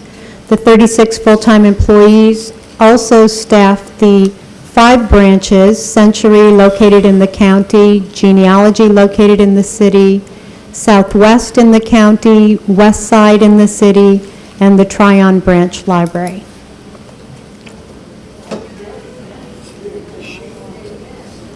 A review of the library's system-wide operating statistics. You can see that foot traffic is up by 3%. During these difficult economic times, people are using the library more than ever before. Instead of renting DVDs or paying for cable, they're checking out movies at the library for free. Many people can't afford to subscribe or pay for internet service, so they're coming to the library to use our computers. Circulation, however, is down slightly, and that is due primarily to the renovations at the main library, which is our largest service location. And it's also attributed to a 2-week closure. We were closed for 2 weeks when we moved from the older building into the new addition. And right now, approximately 40% of our collection is in storage until we can move into the new facility. Library program attendance is up by 30%. Our children's programs are extremely popular, as have been our recent author visits and book clubs. And once the new facility is completed, we hope to offer many more adult programs. And I would also like to take this opportunity to thank the Friends of the Pensacola Public Library and the Southwest Branch Library, who have sponsored the majority of our children's and adult programs, and without their assistance, we really wouldn't have been able to do that. Our meeting room use is down by 11%, and again, this is due to the renovations at the main library. Currently, the Reference and Children's Department is operating out of the meeting room in the new facility, so it's currently inaccessible to the public. And our Technical Services Department has had to relocate to the meeting room in the Genealogy Library, so there are 2 meeting rooms that have been unavailable to the public for the past several months. Reference help is up by 2%. Staff responds to informational requests via in-person, email, telephone, and our reference department also participates in the Tampa Bay Libraries Consortium's Ask a Librarian program. Excuse me, and they answer questions via chat and texting. Interlibrary loan is up by 3%. If we don't own a book, we'll attempt to get it for you from another library system. The next slide features the West Florida Public Library's personnel trends. And you can see that the number of full-time staff has decreased considerably from 52 in 2009 to 36 in 2012. And while full-time staff has decreased, the number of part-time staff has increased slightly. Do you use volunteers much? We do. The Genealogy Library especially uses numerous volunteers. The Children's Department has volunteers, so yes, we do utilize volunteers. This slide represents the percentage use of library facilities by those who reside in the city of Pensacola and those who reside outside of the city limits. You can see at the main library, 28% of usage is by city residents, 72% are those who live outside of the city. Tryon branch is located in the city, Southwest is located in the county, West Side is located in the city, Century is located in the county, and the Bookmobile visits areas in the county. And these figures are actually based on circulation figures, so that every time someone comes excuse me, into the library and checks out material, this is where we have come up with these statistics.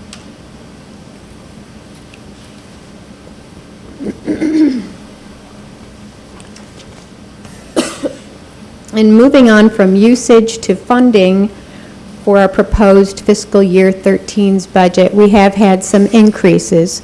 You can see there's an increase of $72,700 in personnel services, and this is due to the expansion of the main library. The facility is almost doubling in size from 26,000 square feet to 51,000 square feet, and we will require additional part-time custodial staff and circulation aides to man the service desks. There's also an increase of $68,100 in operating expenses, and this reflects increases in supplies, equipment, utilities, communications, contractual services, and there have been some decreases in repairs, maintenance, insurance, and assets. We've also requested an increase of $397,100 from fiscal year 12's book budget, and this would match 2006 collection development levels. New material is definitely needed for a new branch library in all of the branches in order to meet the demands of the public for popular materials. And right now, not a day goes by when people don't ask us, when are you going to offer ebooks that we can download to our Nooks and our Kindles? And we had really hoped to be able to provide this service to the public in fiscal year 13. Our allocated overhead has increased by $36,500. What is that increase for, the $36,500? We do a allocated overhead study each year, and it's based on that study, specifically what it is, but it is, for general fund type activity. So City council's allocated there, finance is allocated there, the mayor's office is allocated there, all the allocations, allocable departments that are allocated there, and based on their usage, or the schedules that they use for allocation, that was the increase of 36.5. I mean, it's not just a number like it's going up 1% or 2%. Right. It's based on actual number of transactions they have. For example, the number of personnel transactions they have. Some of it is based on the number of people they have, like the personnel, and human resources is spread by the number of people that they have and the number of transactions that flow through the system. And is that report available for the citizens to see, the allocated overhead study? It is available. It's not online. We've never put those online, but they are available for anyone who wants them. I just think it's important for council and even the citizens, if the cost of business, even from the mayor's office, if they're allocating overhead out to different departments, then those department functions become more expensive, and that would be my concern. I don't know if it's anyone else's, but... Yeah, the issue is that you have the budget for the individual departments that show, and the allocated overhead's usually behind at least a year. So what this allocation shows is the expenditures at the end of fiscal 11. Okay. Yeah, I think it's the fiscal 11 is what they've done. It's charged to fiscal 13, then it's adjusted. So by the time we end the year, that could go down. It just depends what it is. It depends on how the study runs it. I'll get back with you on that. Okay. Thank you. Okay, here you see an overview of the budget summarized by operating costs, and the numbers that I mentioned in the previous slide are represented in this table. So you can see the increase from fiscal year 12 in operating or personal services for 13, operating expenses, and capital outlay for a total of the proposed budget for 13, $5,383,900.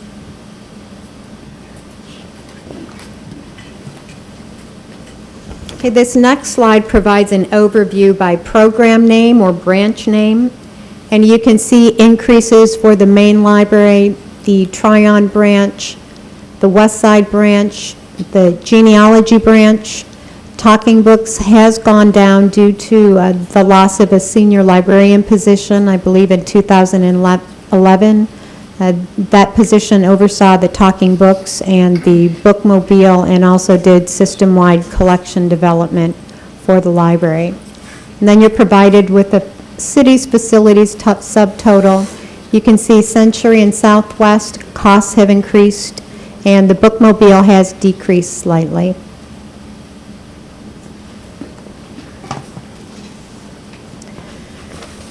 For fiscal year 13, the county's contribution has decreased by 5%. And Escambia County has requested that their contribution be reduced to $3,139,000, and this was due to the transfer of $6.2 million of the state's Medicaid obligation to the county. This figure has since been updated and reduced to $4.2 million. A recalculation of the city-county contributions according to the funding formula of the interlocal agreement results in a $755,400 reduction to the proposed fiscal year 13's budget, or an overall increase of 15% across the board. Excuse me, yes. Is the county aware of the graph that you showed us earlier on usage? I'm not certain that they are, but we've tried to make them aware of the fact that the majority of usage of facilities in the county is by residents who live outside of the city limits. I think it may be instructive to duplicate that graph and send it to the commissioners, but that's just a suggestion. And that's what the funding formula is based upon. Yeah, that's how it's calculated, so they're very aware, I would think. Okay. Anybody else want to speak? Well, You're strictly enough. Since we speak at will here, I'd like to ask you a question, please. And as much as we receive this amount of money, or the money from the county, we do not charge county residents more or any more to use the library, or do we? No, we do not. Okay, because it's not like Osceola, we do charge a difference there, and I'm just wondering. Thank you. In your budget, then, if they're anticipating going down, usually what we've done is cut the book budget. We don't even have that amount in the book budget. Are you about to tell us what you think you're going to do? Yes. This next slide is a table that represents the calculations that we used to arrive at the $755,400 reduction. And in the left-hand column, you can see the total proposed fiscal year 13's request, less state aid and fines, and the amount of the budget to share, which was $5,603,600. And again, the city's contribution and the county's contribution and the total for the proposed funds. After the county mandated reductions, the total budget is now $4,628,500, less state aid and fines, and the amount of the budget to share is $4,848,200. So if you look at the city's contribution and the county's contribution, the total amount that we have is $4,408,800. And if you subtract that from the proposed funds for 13, the amount of funds to be reduced is the $755,400. And this translates into an overall cut of 15% across the board for all facilities and programs. As a result of this reduction, are you going to have to lay off any employees? I'm coming to that also. Yes, what will this mean for the library system? In order to accommodate the 15% loss in funding, it's going to be necessary to reduce part-time personnel hours by 30%, our subscriptions by 15%, and by subscriptions I mean our databases, our magazines and newspapers, and the book budget by 85%. And initial assessments indicate that operational hours for the city and county facilities would have to be cut by 1/3. And what we would do is evaluate usage statistics to determine operating hours that would best reflect the needs of the community, and this would be based on patterns of usage. We currently have 389 total operating hours per week. We would have to reduce that by 128 and decreasing the total amount to 261. Yes? Yes. Go ahead. Go ahead, Councilman.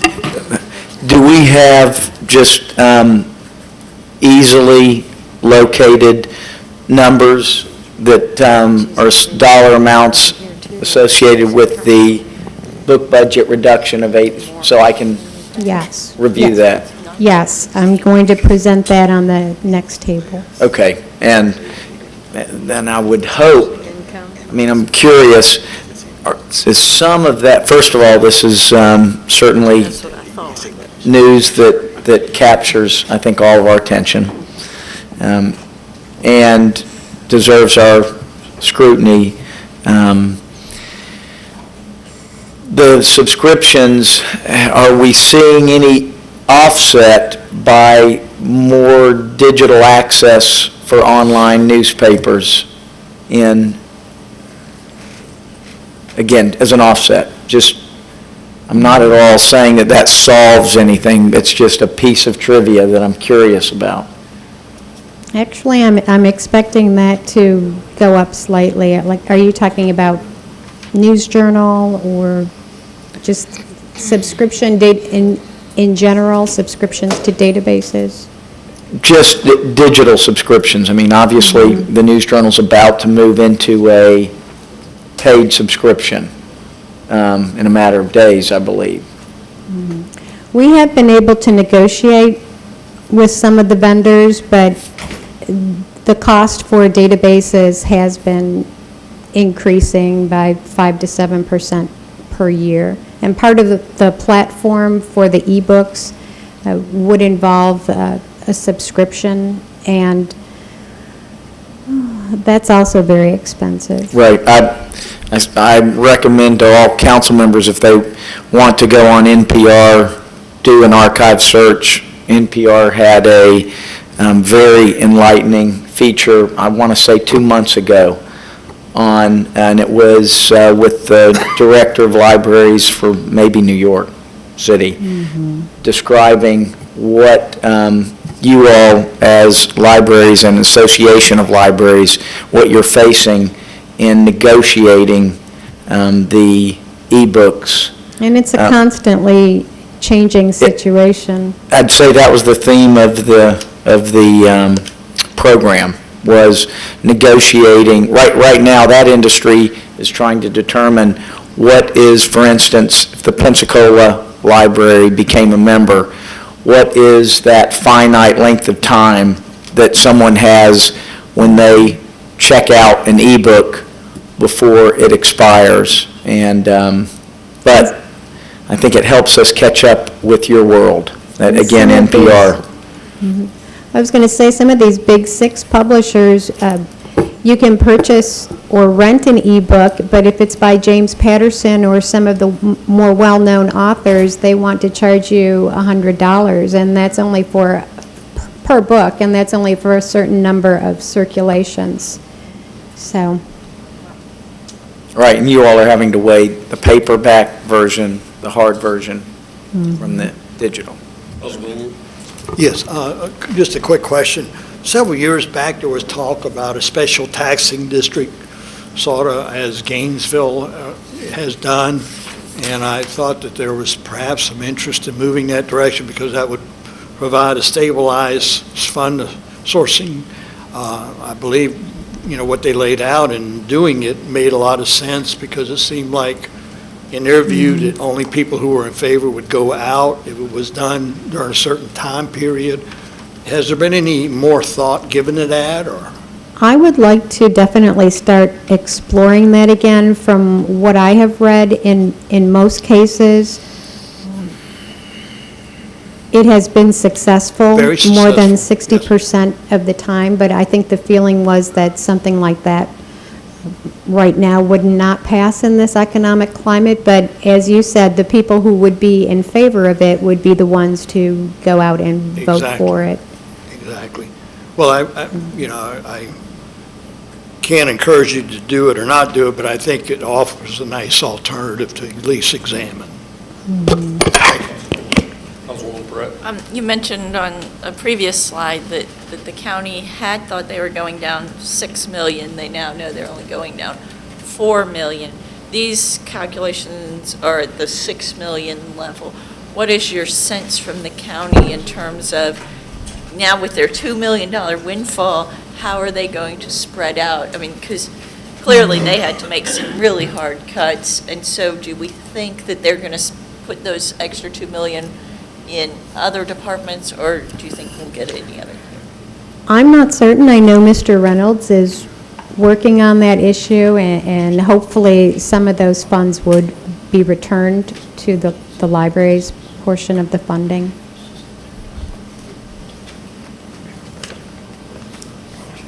May I ask one more question? Is it possible, I know we have our funding mechanism, but if the city were willing to pay a little more so that we could keep the main library open instead of cutting the main I mean, are there ways that we've thought about, if the city's willing to fund a little more, can we make sure that... Slides coming. Actually, I'm getting to that. Sorry. Okay. This table represents the numbers on the previous slide that we discussed and shows how the reductions would impact operating costs. And you can see there would be a $322,800 reduction in the personnel services that we spoke of, $20,100 in operating expenses, and the $412,500 in capital outlay or our books or materials budget. And that, again, is how we arrived at the $755,400 figure. Now, Mayor Hayward has proposed reinstating the city's funding amount according to the interlocal agreement of $217,500 for city facilities. And if approved, Talking Books, which serves the visually impaired, and our genealogy branch would receive funds to bring their services back up to the pre-reduction levels. Maine, Tryon, and Westside would receive funds to reduce the impact of the cuts to the books budget and the subscriptions, and it would enable them to restore some service hours.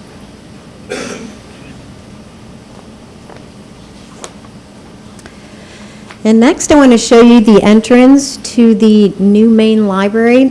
The grand opening will take place in fall of 2012. It will be the city's first LEED certified green building, approximately 51,000 square feet.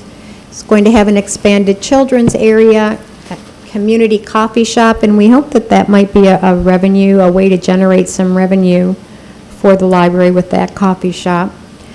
A meeting and conference rooms for the public, a grand lobby with an atrium, more public access computers, and a bookstore that would be run by the Friends of the Library.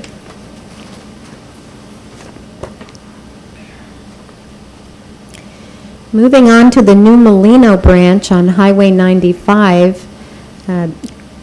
This building is currently under construction, and it's being built by the county and will be completed in October of 2012. It's approximately 4,067 square feet, and we would like to staff it by sharing personnel services from our other county facilities. The books and audiovisual materials would be supplied through donations, duplicate titles that we currently have in the system, and we plan to request funds from the Friends of the Library in order to purchase materials for this branch. It's expected that the county is going to cover all operational costs associated with the library since the building is housed within a community center.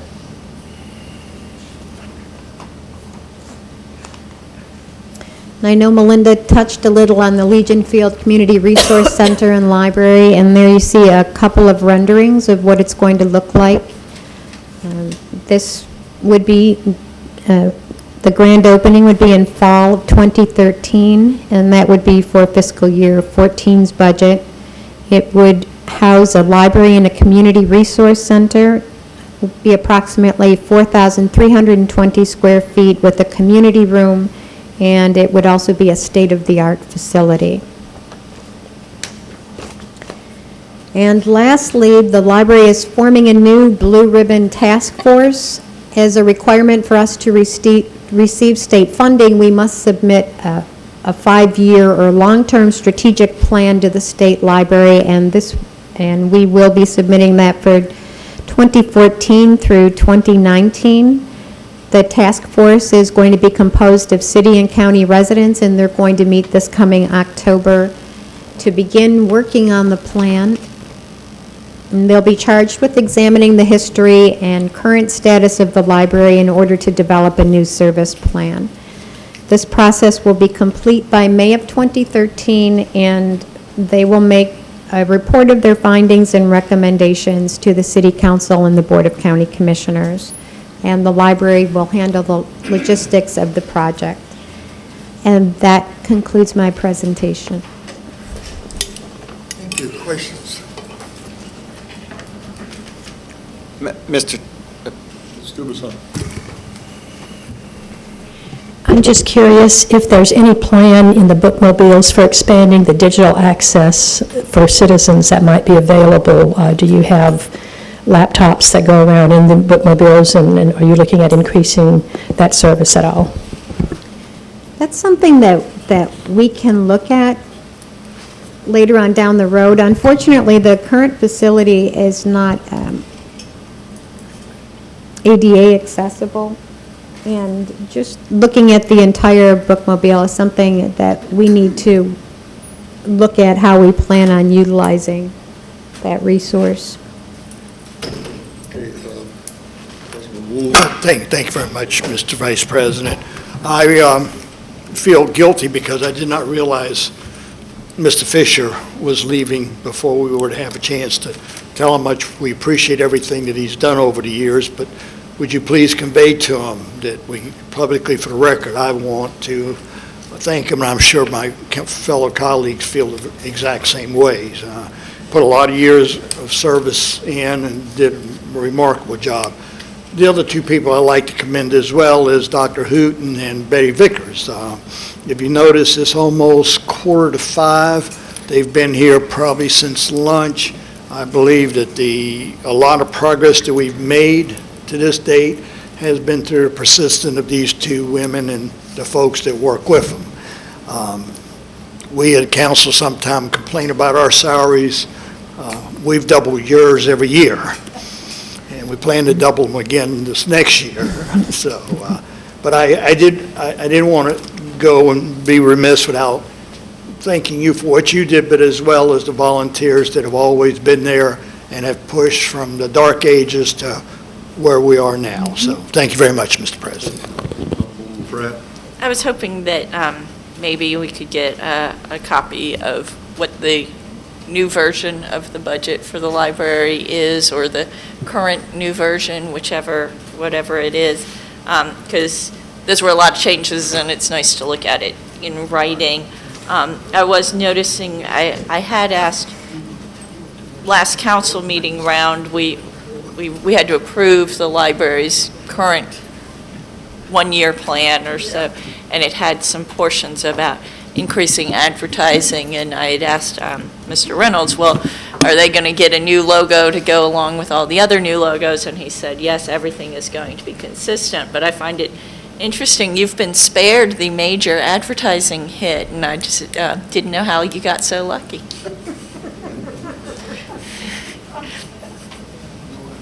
I'm not certain. I noticed that too. I definitely think we need to look at increasing it for next year. It would be nice to increase it, but, it looks like everybody else got a $50,000 service charge in addition to, and that I'd rather spend it on books. Thank you. Anybody? Mrs. Mack? Thank you, Mr. Vice President, council members, and I don't have any questions. I just cannot resist making the observation that the mayor is going to establish, with council's permission, a $1 million economic development trust fund that various departments, including general fund, are going to be contributing over $300,000 to the Chamber for Economic Development. And I just cannot help but think what it is going to look like to sophisticated people, especially young families with children, to come into a community that struggles to have a library, that may have a library with reduced hours.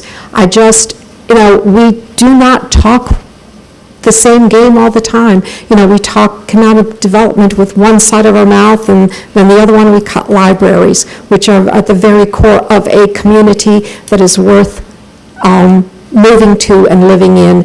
And I just hope that the county commissioners get that message. Thank you. Thank you for your comment. We'll thank the friends being here, Betty, the folks being here. Want to say anything? I say I want to thank you for being here.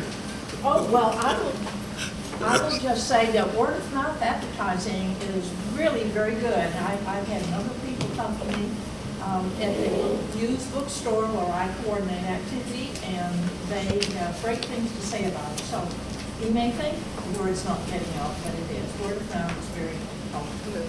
Thank you. Well, thank you, Council. We're scheduled to have open forum from 4:30 to 5:15, and I know you seriously would want to do that. So we open forum right now.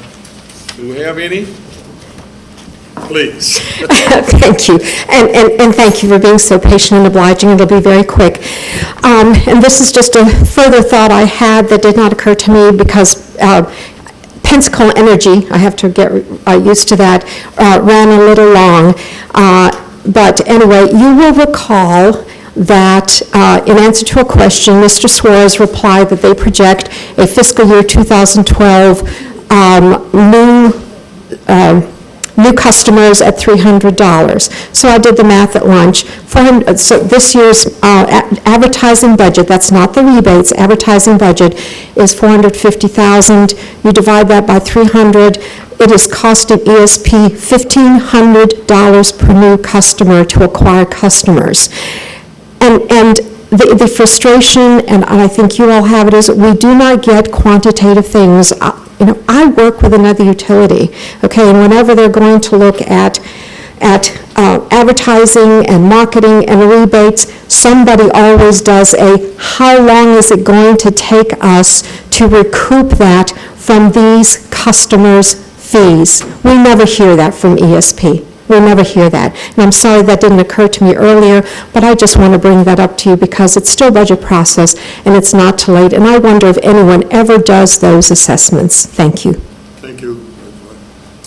Yes, one thing to add to that, because after I left for lunch, I thought of it as well, that not being able to track that seems that we would be able to take our own permitting data that they would have to have for installation and inspection of gas lines and gas appliances when they're turning things on. I mean, you have to get someone to turn on your hot water heater. You have to get someone to do all those things. So I think it would be easy to track exactly how many, and then from there, look at the payoff period. Is it beyond the value of the effort?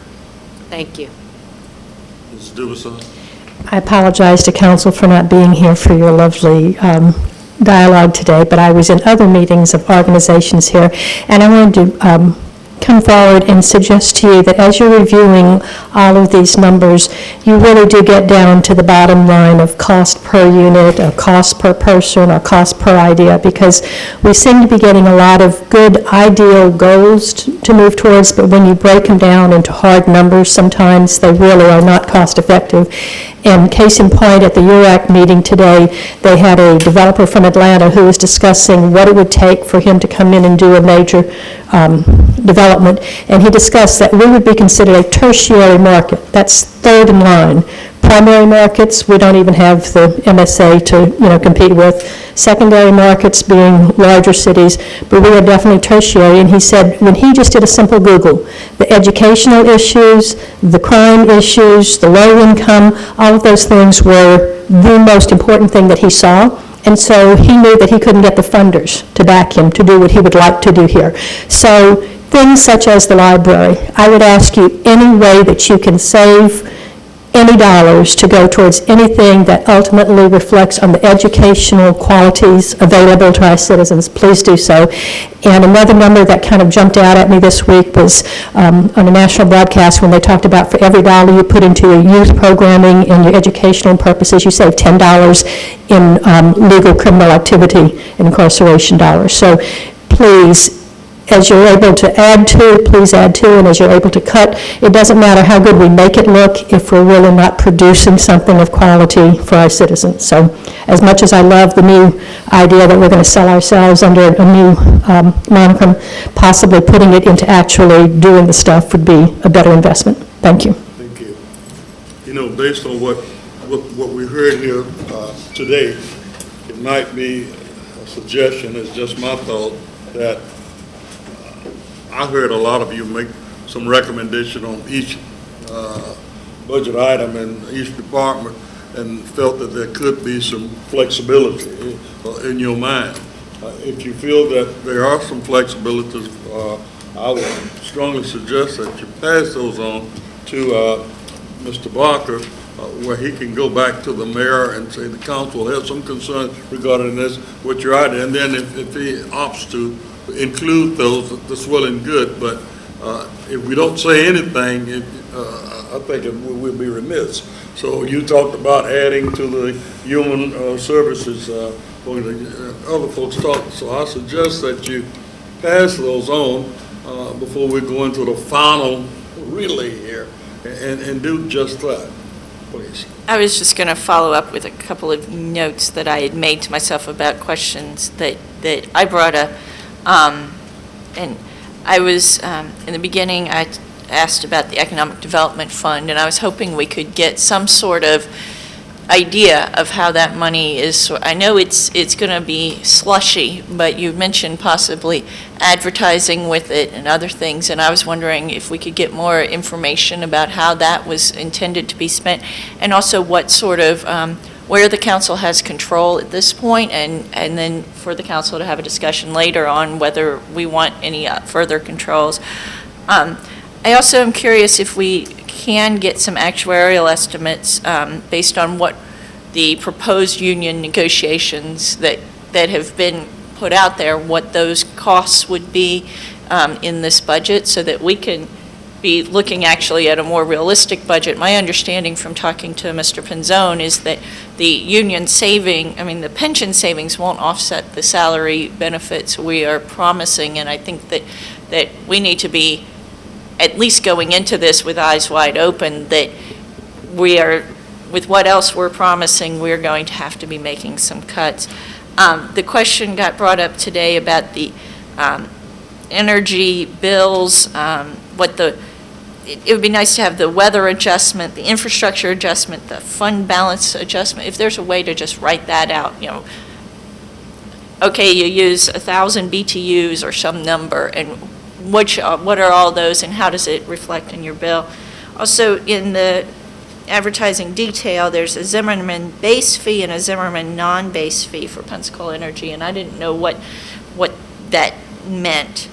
And finally, I just wanted to point out, I did give you guys all something you've seen before, but regarding the charter and the proposed controls that the charter intends, as I read it, in terms of the budget and the where our policies are interpreted as giving us control, just so that as we consider our amendments to the budget and what they actually mean in practice. And I didn't want to make a big deal of it, but it's there if we start moving numbers around, just for us to understand what that actually means in reality. That was all. Hey, Dick, I hope you heard all of this because She's getting it all down. Okay, I didn't see you right. No, you're right. Okay. Thank you. I wanted somebody to be right. I handed it out this morning. Oh, I didn't get a copy of it. Yeah, you did, but I've got a spare. I'll make it real quick because the hour is very late.